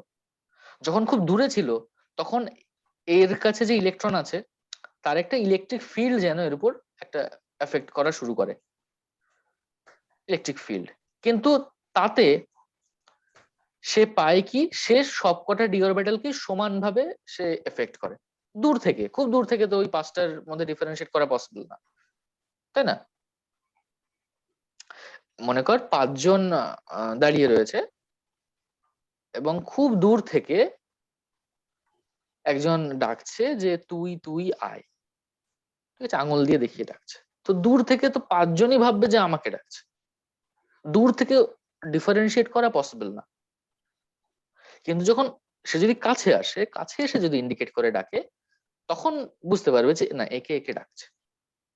ঠিক তেমনটা এখানে লিগ্যান্ড যখন খুব দূরে ছিল, এর ওই যে নেগেটিভ ইলেকট্রন ক্লাউডের যে ফিল্ড, তাতে পাঁচটা ডি অরবিটালে সমানভাবে এফেক্টেড হচ্ছিল। কিন্তু যখন ও কাছে আসলো, তখন দেখলো যে না, অ্যাক্সিয়াল ডি অরবিটাল গুলোর সঙ্গে রিপালশন বেশি হচ্ছে, নন অ্যাক্সিয়াল গুলোর সঙ্গে হচ্ছে না, কম হচ্ছে। তাহলে যদি রিপালশন বেশি হয়, রিপালশন একটা আনস্টেবিলাইজিং ফ্যাক্টর, তাই ওর এনার্জি বেড়ে যাবে। রিপালশন হবে মানে এই যে অ্যাক্সিয়াল ডি অরবিটাল ছিল, প্রথমে 5টা ডি অরবিটালের এনার্জি ছিল ধরো এটা এরকম 1 2 3 4 5 একই লেভেলে ছিল, তখন কোনো লিগ্যান্ড নেই, লিগ্যান্ড কোথাও নেই।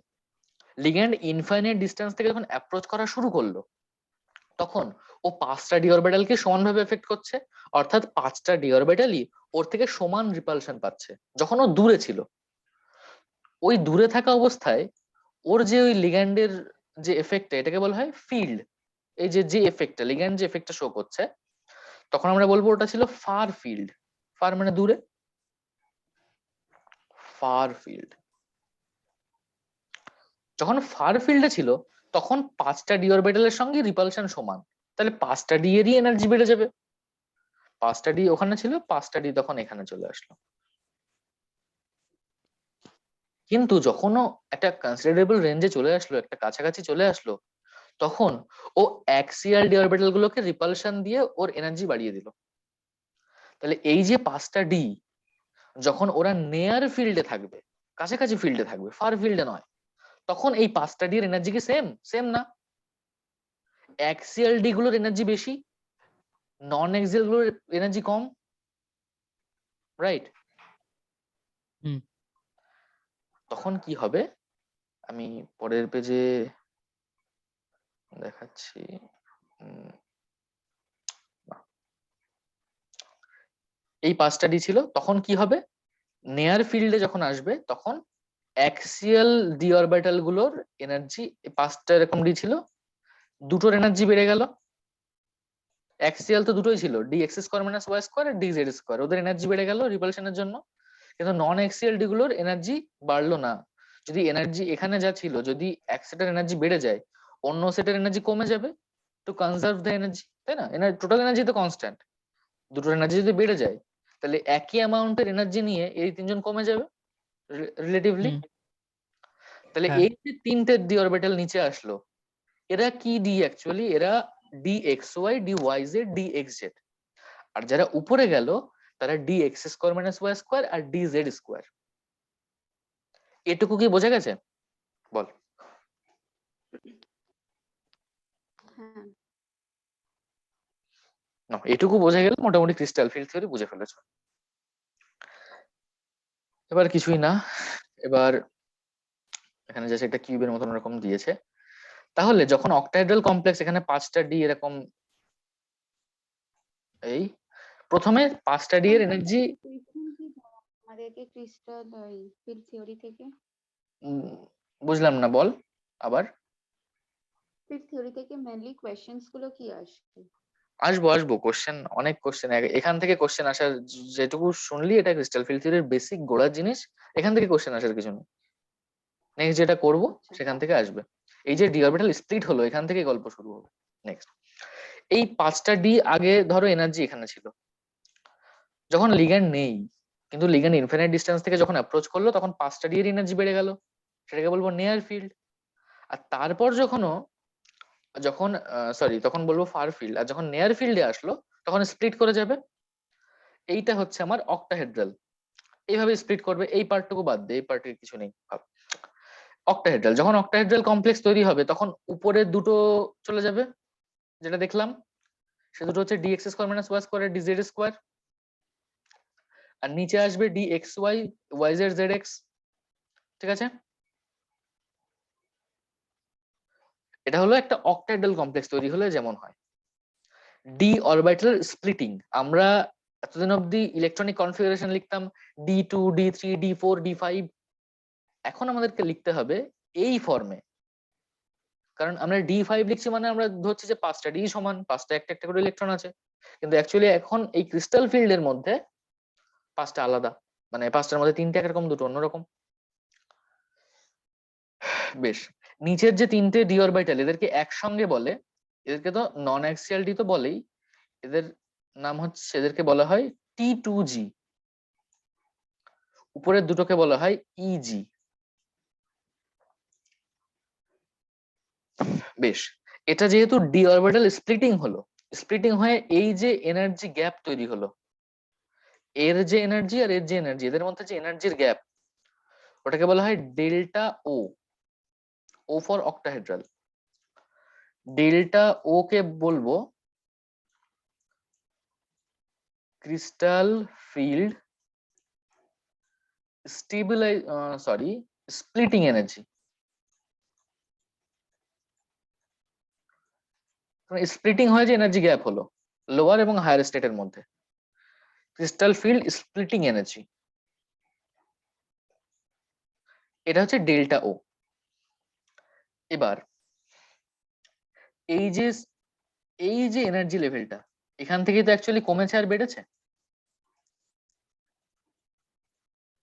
এই এনার্জি লেভেলটা এটাকে বলা হয় ব্যারি সেন্টার।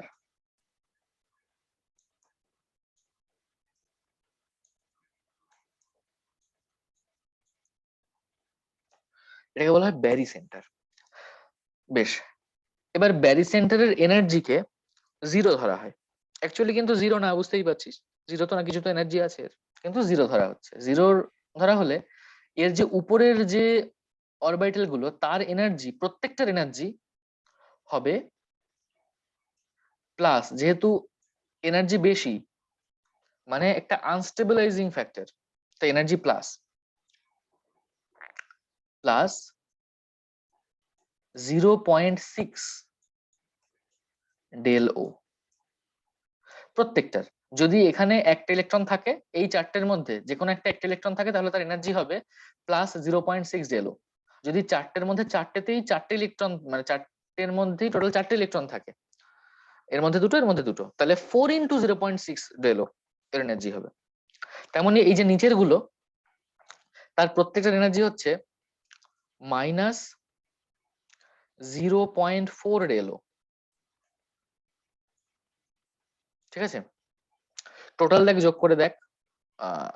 একটা এখানে টোটাল এর যদি একটা শেল ধরি, এখানে এর এনার্জি হচ্ছে, এই লেভেলটা হচ্ছে প্লাস 0.6 ডেলো, তাহলে এটাও প্লাস 0.6 ডেলো, তাহলে টোটাল উপরের দিকে প্লাস 1.2 ডেলো আর নিচের দিকে মাইনাস 0.4, তিনটে আছে তাই 3 into minus 0.6 Delo. Overall energy কিন্তু জিরো হয়ে যাচ্ছে, তাই না? এনার্জি ওভারঅল তো সেম থাকতে হবে। ব্যারি সেন্টারের যে এনার্জি সেটাই তো স্প্লিট হয়ে দু রকম হয়েছে। ব্যারি সেন্টারের এনার্জি আমরা জিরো ধরেছি, তাহলে এই উপরের হুম এনার্জি আর নিচের এনার্জি যোগ বিয়োগ করে তো জিরোই আসা উচিত। আসছে তো, বুঝতে হুম পারছিস? হ্যাঁ। হুম হুম হুম বেশ, এই হচ্ছে অক্টাহেড্রালের যে গল্প হয়ে গেল। এই হচ্ছে একটা ছবি, এইটুকু একটা ছবি এইদিকে। এবার টেট্রাহেড্রাল দেখবো। টেট্রাহেড্রালে আমি একই ছবির মধ্যে রাখার চেষ্টা করেছি। কি হবে, ওখানেও ডি অরবিটাল এরকম নিচে ছিল, তখন এবার দূর থেকে লিগ্যান্ড আসছে, কিন্তু পয়েন্ট টু বি নোটেড যে টেট্রাহেড্রাল হতে গেলে তো ওই এরকম ভাবে অ্যাপ্রোচ করতে হয় না। একটা উপর দিক থেকে আসবে, একটা এই দিক থেকে আসবে, একটা এদিক থেকে আসবে, একটা ওই দিক থেকে আসবে, এরকম। তাহলে এখানে যে ধরনের স্প্লিটিং হয়েছিল, লিগ্যান্ড এসে যেরকম ইন্টারাকশন পেয়েছিল, এর ক্ষেত্রে সেরকম পাবে না, তাই না? এ হয়তো অন্য কোনো অরবিটালকে বেশি এনার্জি দিয়ে আনস্টেবল করে দেবে। তাহলে স্প্লিটিংটা অন্য রকম হবে টেট্রাহেড্রালের ক্ষেত্রে। এটা কি আন্দাজ করা যাচ্ছে যে অক্টাহেড্রালের মতন হবে না? হুম,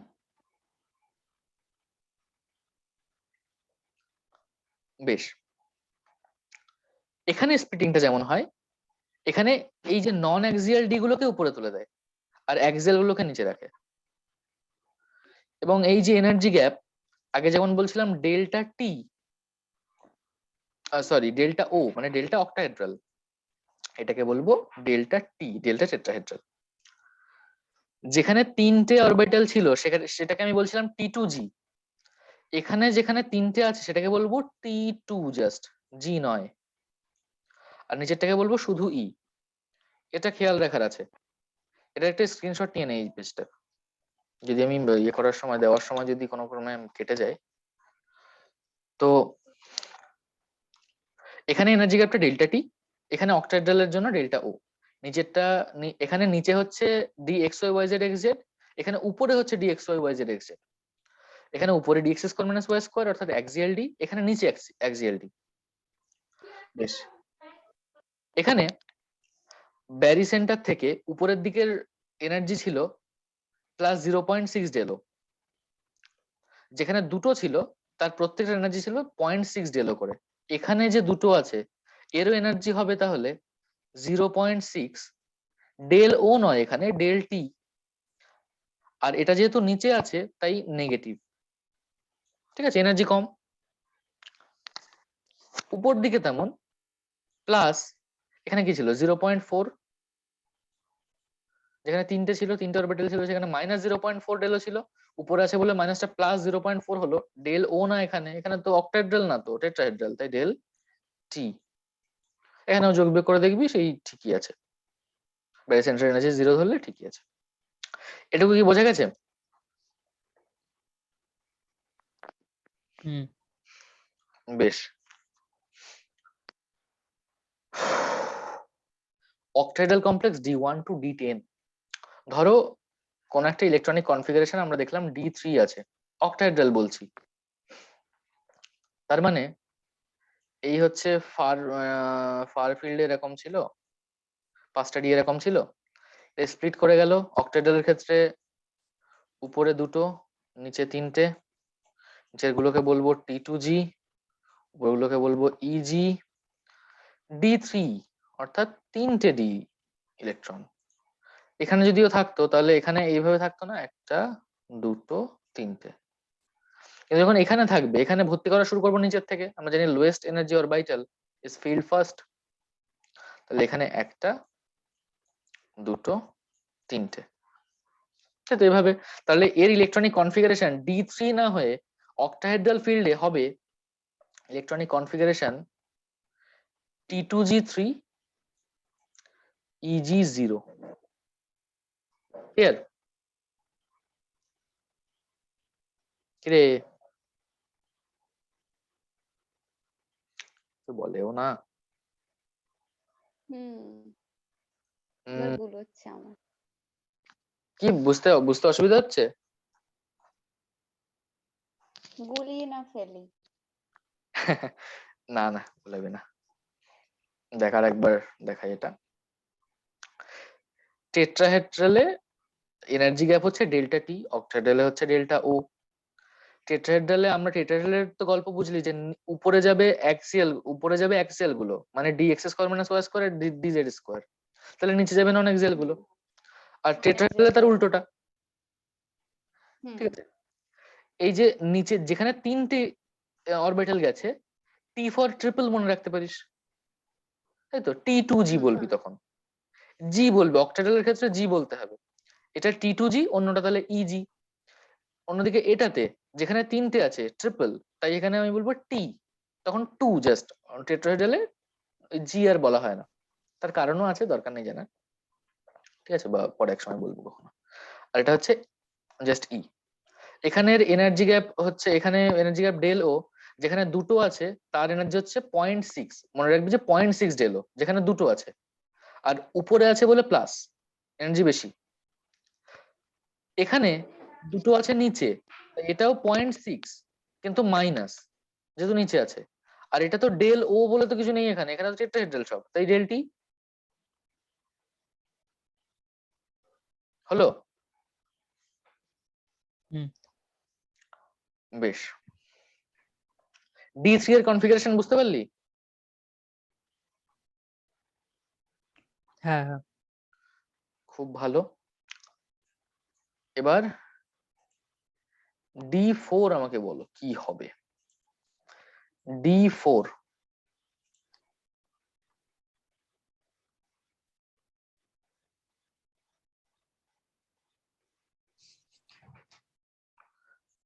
D4 আমি দুরকম আঁকছি।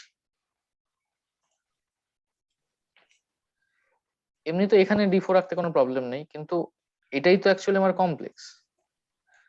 একটা দুটো তিনটে, 4 নম্বরটা উপরে দেবো না নিচে এখানে পেয়ারিং করিয়ে দেবো? নিচে। কেন নিচে? এখানেই চলে আসবে সেম কনসেপ্ট। স্ট্রং লিগ্যান্ড বা স্ট্রং ফিল্ড লিগ্যান্ড, এই ফিল্ড কথাটা আসছে ক্রিস্টাল ফিল্ড থিওরিতে, কারণ স্ট্রং ফিল্ড লিগ্যান্ড মানে এর দ্বারা তৈরি রিপালশন অনেক বেশি, মানে ইলেকট্রিক ফিল্ডটা অনেক বেশি, ঠিক আছে? তার মানে ও রিপালশনও দেবে বেশি, তাই না? স্ট্রং ফিল্ড বলতে এটাই বোঝাচ্ছে।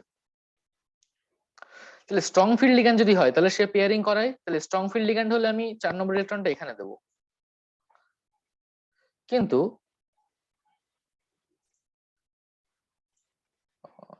যদি ও উইক ফিল্ড লিগ্যান্ড হয়, উইক ফিল্ড লিগ্যান্ড হয়, তখন আমি 1, 2, 3 এটা এখানে দেবো। ক্লিয়ার?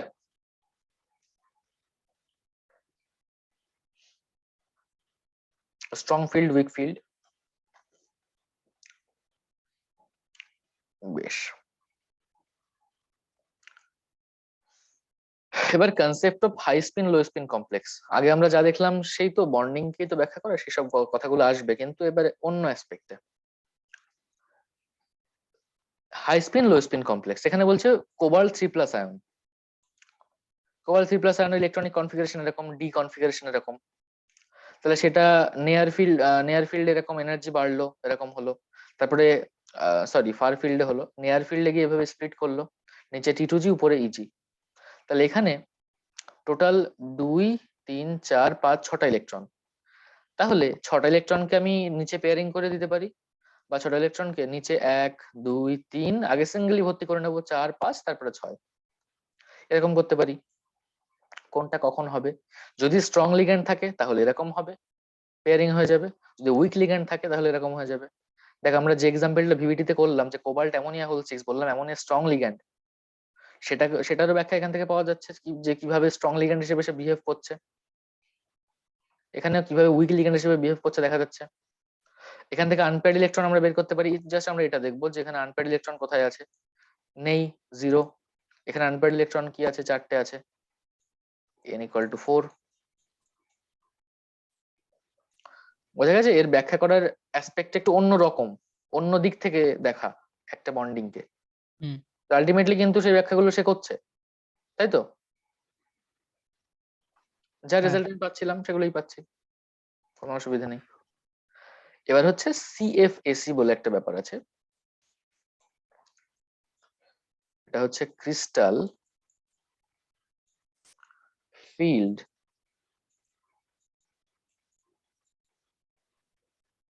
Stabilisation energy.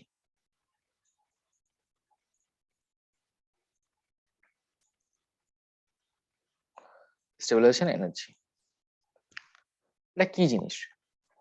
যখন ফার ফার ফিল্ডে ছিল, নিচে তো প্রথমে ছিল আর কি শুধু মেটাল, এখান থেকে স্প্লিট হলো, ঠিক আছে? এখানে ধরো 3টে, এখানে 2টো, তো স্প্লিট হয়ে এখানে ধরো কিছু ইলেকট্রন ছিল, স্প্লিট হয়ে তো এর এনার্জির রিঅর্গানাইজেশন হয়েছে, তাই না? এনার্জি চেঞ্জ হয়েছে, তো মানে এনার্জি স্প্লিট হয়েছে, এনার্জি আগে যা ছিল সেরকম নেই, এনার্জি স্প্লিট হয়ে গেছে।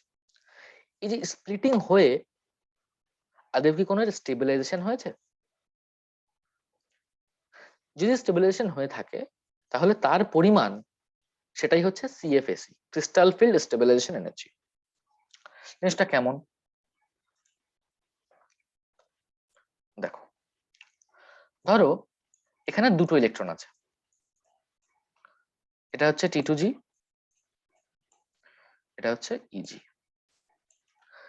দুটো ইলেকট্রন যদি এখানে যায়, T2G তে এখানে থাকবে, তাই তো? এবার আমি এই লেভেলটাকে বললাম ব্যারি সেন্টার বলে, এবং এই লেভেলের এনার্জি আমি যদি 0 ধরি, তাহলে এই দুটো ইলেকট্রনের এনার্জিকে আমি 0 ধরছি, অর্থাৎ এই লেভেলে কোনো এনার্জি নেই। কিন্তু এক্ষেত্রে এনার্জি কত? T2G এর ক্ষেত্রে নিচের দিকেরটা বলেছিলাম কি হয়, -0.4 ডেলও হয়, একটার -0.4 ডেলও। তাহলে এখানে দুটো ইলেকট্রন রয়েছে, তাহলে এই সিস্টেমে যখন স্প্লিট হওয়ার পর, এই যে স্প্লিট হওয়ার আগে এনার্জি 0, অ্যাজিউম করে নিচ্ছে 0, যে এই লেভেলে ছিল বলে 0। স্প্লিট হওয়ার পর এনার্জি কি হচ্ছে, একটার হচ্ছে -0.4 ডেলও, দুটোর হচ্ছে 2 × -0.4 ডেলও। তার মানে হুম। -0.8 ডেলো। মাইনাসটা চিহ্নটার সিগনিফিকেন্স হচ্ছে যে স্টেবিলাইজেশন। যদি প্লাস হতো তাহলে বলতাম যে স্টেবিলাইজেশন নয়, এটা ডিস্টেবিলাইজেশন। তার মানে এখানে ওই 0.8 ডেলো পরিমাণ স্টেবিলাইজেশন হচ্ছে, তাই তো? হ্যাঁ। তাহলে আমি এটাই বলবো এখন যে ক্রিস্টাল ফিল্ডের প্রেজেন্সে ডি অরবিটাল স্প্লিটিং হয়ে ওর 0.8 ডেলো পরিমাণ এনার্জির স্টেবিলাইজেশন হচ্ছে, যেটাকেই বলা হচ্ছে crystal field stabilisation energy for D2 system. ঠিক আছে? এবার যে কোনো সিস্টেমের ক্ষেত্রে আমরা সিএফএসি ক্যালকুলেট করতে পারি। হ্যাঁ। সাপোজ আমাকে বলে দিল যে D7 লো স্পিন, তাহলে আমি একবারে এখানেই বসাবো। লো স্পিন মানে কি? আগে পেয়ারিং হবে না? স্পিন লো মানে স্পিন কম, স্পিন কম মানে কি পেয়ারিং হয়ে যাচ্ছে, তাই তো? হুম।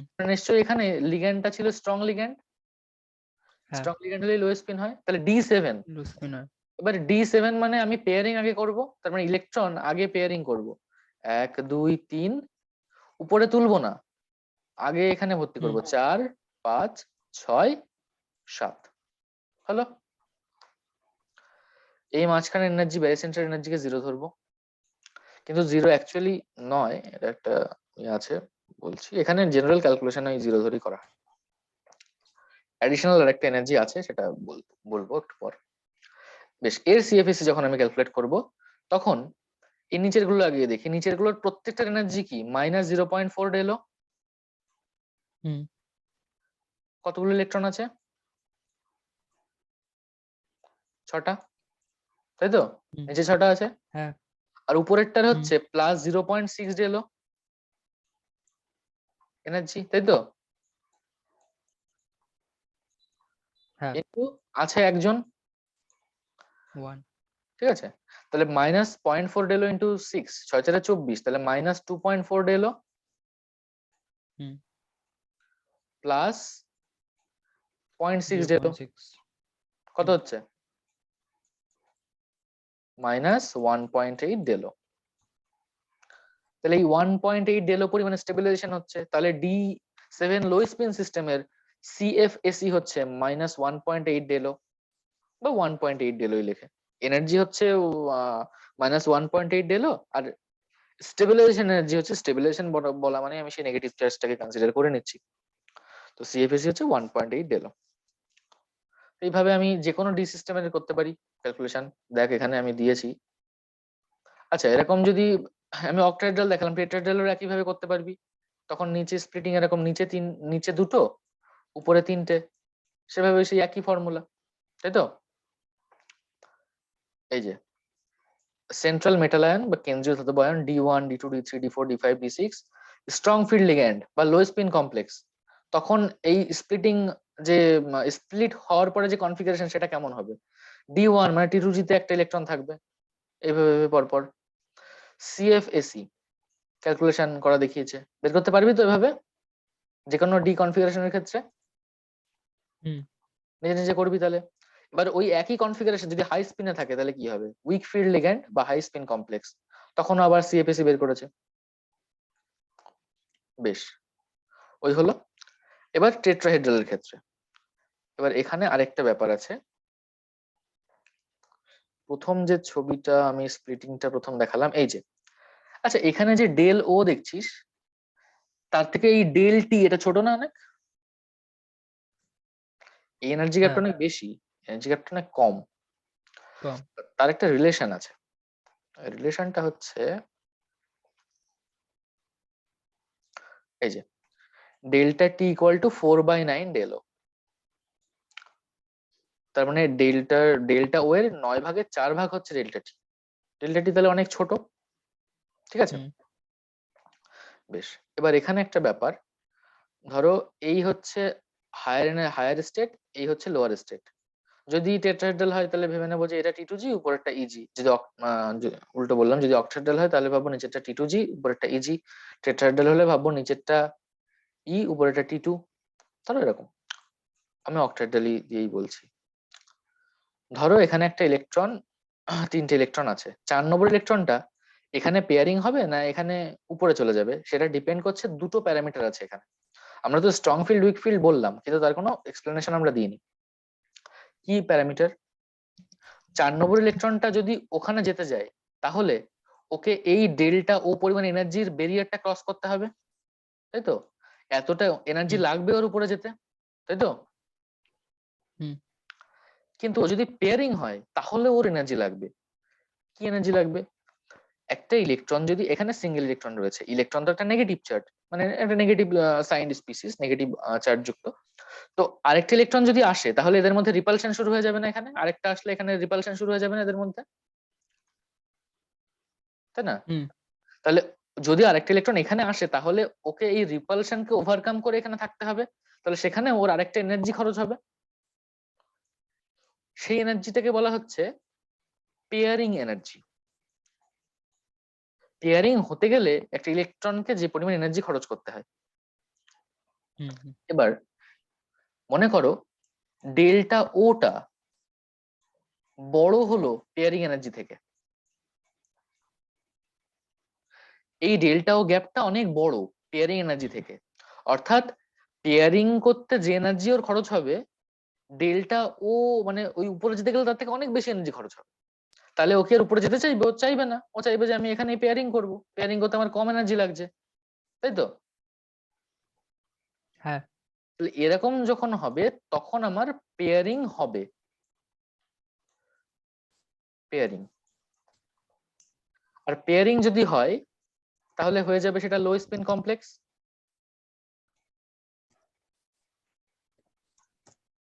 হ্যাঁ।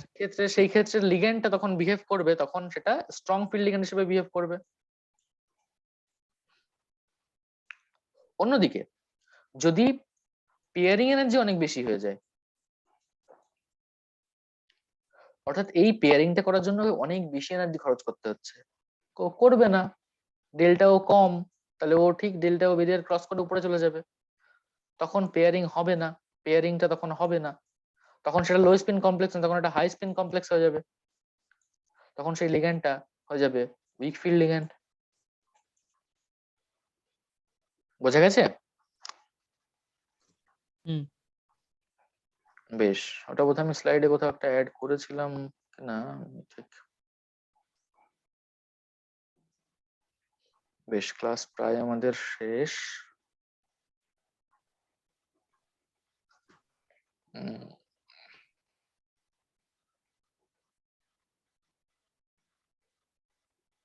না, ওটা অ্যাড করা হয়নি। বেশ, এবার যখন অক্টাহেড্রাল সিস্টেম, তখন সেখানে হাই স্পিন লো স্পিন এসব ব্যাপার আছে, কিন্তু টেট্রাহেড্রাল সিস্টেমে ডেল্টা টি তো অনেক কম, অর্থাৎ টেট্রাহেড্রাল সিস্টেমের যে এনার্জি গ্যাপ সেটা অনেকটা কম টি টু জি আর টি টু আর এর মধ্যে। এটা যদি অনেকটা কম হয় তাহলে তো ইলেকট্রন সবসময় চাইবে পেয়ারিং না করে উপরে চলে যেতে, তাই তো? হ্যাঁ। তার মানে টেট্রাহেড্রাল সিস্টেমে কখনোই পেয়ারিং হবে না। কি হবে? সব সময় হবে হাই স্পিন কমপ্লেক্স। এটা কি বোঝা গেল কেন? কারণ কারণ ডেল্টা টি এর পরিমাণ খুব কম, এই এনার্জি গ্যাপটা খুব কম, পেয়ারিং এনার্জি থেকে সব সময় ডেল্টা ও আর পেয়ারিং এনার্জির মধ্যে বেশি কম হতে পারে, কিন্তু ডেল্টা টি পেয়ারিং এনার্জি থেকে সবসময় কম। Pairing energy always less than delta t, কিন্তু ডেল্টা ওটা বেশি কম হতে পারে। বা ডেল্টা টি যেহেতু কম, তাহলে ও আর মানে ডেল্টা টি টাকেই অতিক্রম করবে, ও আর পেয়ারিং এনার্জি, বেশি পেয়ারিং এনার্জি খরচ করবে না। তাই সবসময় টেট্রাহেড্রাল কমপ্লেক্স হয়ে যাবে হাই স্পিন কমপ্লেক্স। তাই এখানে তুই দেখতে পাবি এইখানে এইগুলো হচ্ছে টেট্রাহেড্রাল সিস্টেমের জন্য, সিএফএসি টেট্রাহেড্রাল, তখন এখানে ডেল ও না ডেল টি ফর্মে আসবে। কিন্তু আগে যেমন দেখ অক্টাহেড্রালের ক্ষেত্রে strong field ligand, week field ligand এভাবে দিচ্ছিল, হাই স্পিন লো স্পিন, টেট্রাহেড্রালে সেরকম দিচ্ছে না, সেখানে সবই হাই স্পিন। এই কারণটা কি বোঝা গেল হাই স্পিন কেন? হুম হুম কারণ ডেল্টা টির পরিমাণ খুব কম, তার থেকে পেয়ারিং এনার্জি সবসময় বেশি। বেশ বেশ, এবার এইখানে একটা জিনিস আছে, এটা আমি একটু বলছি, তার একটু পরে বলছি। এবার এই যে স্ট্রং লিগ্যান্ড কে উইক লিগ্যান্ড কে সেই অনুযায়ী সাজানো হয়েছে। এবার দেখ, একটা লিগ্যান্ড যত স্ট্রং হবে তত ও বেশি স্প্লিটিং করবে, তত ডেল্টা ও বেশি হবে। ক্রিস্টাল ফিল্ড কি, যত লিগ্যান্ড যত স্ট্রং হবে তার মানে ও তত এরকম ওই মেটালের ওই ডি অরবিটালকে তত এক্সাইট করবে, তত এনার্জি বেড়ে যাবে অ্যাক্সিয়াল ডি এর, তত ডেল্টা ও বেড়ে যাবে, তাই তো? এটা কি ধরতে পারছিস এটা কি বলছি? বোধহয় না।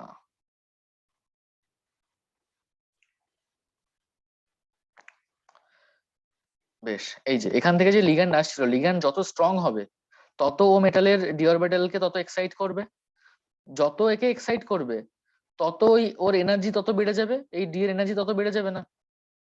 যত এক্সাইট করবে, যত স্ট্রং লিগ্যান্ড হবে, যত এক্সাইট করবে তত এনার্জি বেড়ে যাবে, এনার্জি আরো উপরে হবে।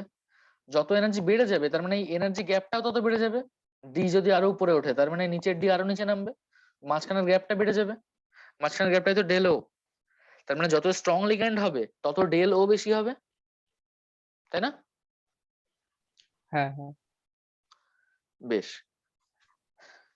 তাই ওই সবার মানে কমপ্লেক্সের ডেল ও মেজার করা হয়েছে সমস্ত লিগ্যান্ড নিয়ে। এবার এইটা হচ্ছে ডেল ও এর ইনক্রিজিং অর্ডার, এদিক থেকে যত এদিকে যাবো তত ডেল ও বাড়ছে, ডেল ও বাড়ছে মানে তত লিগ্যান্ড স্ট্রং হচ্ছে। এইভাবে দেখা গেছে যে I minus BR minus CL minus, তারপরে নাইট্রোজেন, তারপরে ফ্লুরিন, অক্সিজেন, অক্সিজেনের গুলো, তারপরে এগুলো নাইট্রোজেনের গুলো, তারপরে সব থেকে উপরে সিএন সিও, এরা সবসময় স্ট্রং লিগ্যান্ড, বললাম না এই যে প্যারাসিটিক লিগ্যান্ড যারা। বেশ, তো এই সিরিজটাকেই বলা হচ্ছে স্পেকট্রোকেমিক্যাল সিরিজ। স্পেকট্রোকেমিক্যাল সিরিজ এটা কি বলে, যে এটা যে increasing order of strength of ligand field, ঠিক আছে? হুম এই সিরিজটা তো, এই ব্যাখ্যাটা তো আমরা সিএফটি তে পেলাম যে ডেল্টা ও পিয়ারিং এনার্জি এদের মধ্যে কম্পারিজন, কেন স্ট্রং হচ্ছে, কখন স্ট্রং হিসেবে বিহেভ করছে, কখন উইক হিসেবে বিহেভ করছে, যেটা আমরা পিপিটি তে পাইনি, রাইট? হুম বেশ, তার মানে এখানে এই ডি অরবিটালের এই ইলেকট্রনিক কনফিগারেশন এভাবে লিখে তোর অযুগ্ম ইলেকট্রন সংখ্যা বের করতে পারবি, ওই স্প্লিটিং ডায়াগ্রামে দেখবি যে আনপেয়ার্ড ইলেকট্রন কতগুলো আছে সেটা বের করতে পারবি। বেশ, ব্যারি সেন্টারের সাপেক্ষে ডি ইলেকট্রনের মোট শক্তি এনার্জি বের করতে পারবি, সিএফএসি এভাবে বের করতে পারবি। একই টেট্রাহেড্রাল, এটা হচ্ছে টেট্রাহেড্রাল সিস্টেমের, এখানে বুঝতেই পারবি যে ডেল্টা টি রয়েছে মানে টেট্রাহেড্রাল সিস্টেমের। এই যে এবার এইখানে দেখ একটা জিনিস লেখা রয়েছে যে সিএফএসি যুগ্মকরণ শক্তির অবদান ব্যতীত, তার মানে পেয়ারিং এনার্জি কনসিডার না করে এই সব জায়গায় কোথাও পেয়ারিং এনার্জির কিছু ধরা হয়নি, তাই এরকম এসছে, এরকমটাই আমরা শিখলাম। এবার পেয়ারিং এনার্জি না ধরেই জেনারেল করা হয়, কিন্তু ধরলে কেমন হতো সেটা আমাদের শিখে রাখা উচিত। ধরো D6 হাই স্পিন, এই D6 হাই স্পিন মানে ছটা ইলেকট্রনকে আমি এভাবে লিখবো, হাই স্পিন মানে 1 2 3 4 5 তারপরে আবার 6, আর লো স্পিন হলে তিনটেই পেয়ারিং হয়ে নিচে চলে যাবে। বেশ, এখানে হাই স্পিন কমপ্লেক্সের ক্ষেত্রে যে টোটাল আমরা এনার্জি আমরা ধরছিলাম, কি ধরছিলাম যে নিচের প্রত্যেকটার এনার্জি হচ্ছে -0.6 ডেলো, সরি -0.4 ডেলো, 4 ডেল হ্যাঁ -0.4 ইন্টু 4 প্লাস 0.6 ইন্টু 2, এভাবে আমি কনসিডার করছিলাম। এখানে করছিলাম হুম কি -0.4 ডেলো ইন্টু 6, এটাই হবে এনার্জি। কিন্তু এখানে একটা জিনিস আমরা কনসিডার করছি না, সেটা হচ্ছে যে এখানে আমি একটা পেয়ারিং হচ্ছে, এখানে তিনটে পেয়ারিং হচ্ছে, ঠিক আছে? হুম হুম এবার দেখ, যখন স্প্লিটিং হয়নি তখন একটা পেয়ারিং ছিল, যখন উইক ফিল্ডের মানে হাই স্পিন কমপ্লেক্স যখন হচ্ছে তখনও একটা পেয়ারিং আছে, তাহলে এই পেয়ারিং এনার্জি আগেও ছিল পরেও আছে, তাই সিএফএসি তে পেয়ারিং এনার্জির কোনো ভূমিকা নেই, বিয়োগ হয়ে যাবে। হুম যদি পেয়ারিং এনার্জি এখানে ধরি হুম তাহলে সিএফএসি তো এখানেও ধরতে হবে, বিয়োগ হয়ে যাবে। কিন্তু যখন লো স্পিন কমপ্লেক্স তখন একটা পেয়ারিং এনার্জি ছিল কিন্তু হয়ে গেছে আরো দুটো এক্সট্রা চলে এসছে, ঠিক আছে? হুম হুম তখন এই সিএফএসি এর সময় এই দুটো স্টেবিলাইজেশন থেকে -2p, পি মানে পেয়ারিং এনার্জি, বিয়োগ করতে হবে। ঠিক আছে?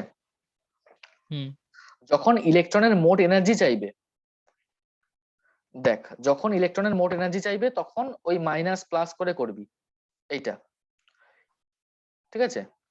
হুম ইন হুম, হুম। জেনারেল দেখ সিএফএসি এর সময় ইলেকট্রনের ইলেকট্রনের মোট শক্তি যেটা অ্যাকচুয়ালি সিএফএসি লেখার সময় এই সাইনটা কনসিডার করা হয় না। -0.4 ডেলো মানে হচ্ছে 0.4 ডেলো পরিমাণ এনার্জি স্টেবিলাইজেশন হলো। হুম। স্টেবিলাইজেশন আমি যখন নামের মধ্যেই বলছি যে ক্রিস্টাল ফিল্ড স্টেবিলাইজেশন এনার্জি, তার মানে স্টেবিলাইজেশন হলো কতটা এনার্জি, তাহলে আমি সাইনটা আর বলবো না, তাই তো? হ্যাঁ বেশ, তো এরকম এই মাইনাসও এরকম বলা হয়, মাইনাসও লিখতে পারিস, ঠিক আছে? এখানে যেমন মাইনাস রয়েছে, হুম। সব জায়গায় আবার এরকম হয় না। এখানে যেমন ধর এখানে সিএফএসি দেখ কি করেছে, এখানে শুধু 0.4 দিয়ে দিয়েছে সাইন ছাড়া। সিএফএসি হচ্ছে এইটার সিএফএসি বলছে 4 ইন্টু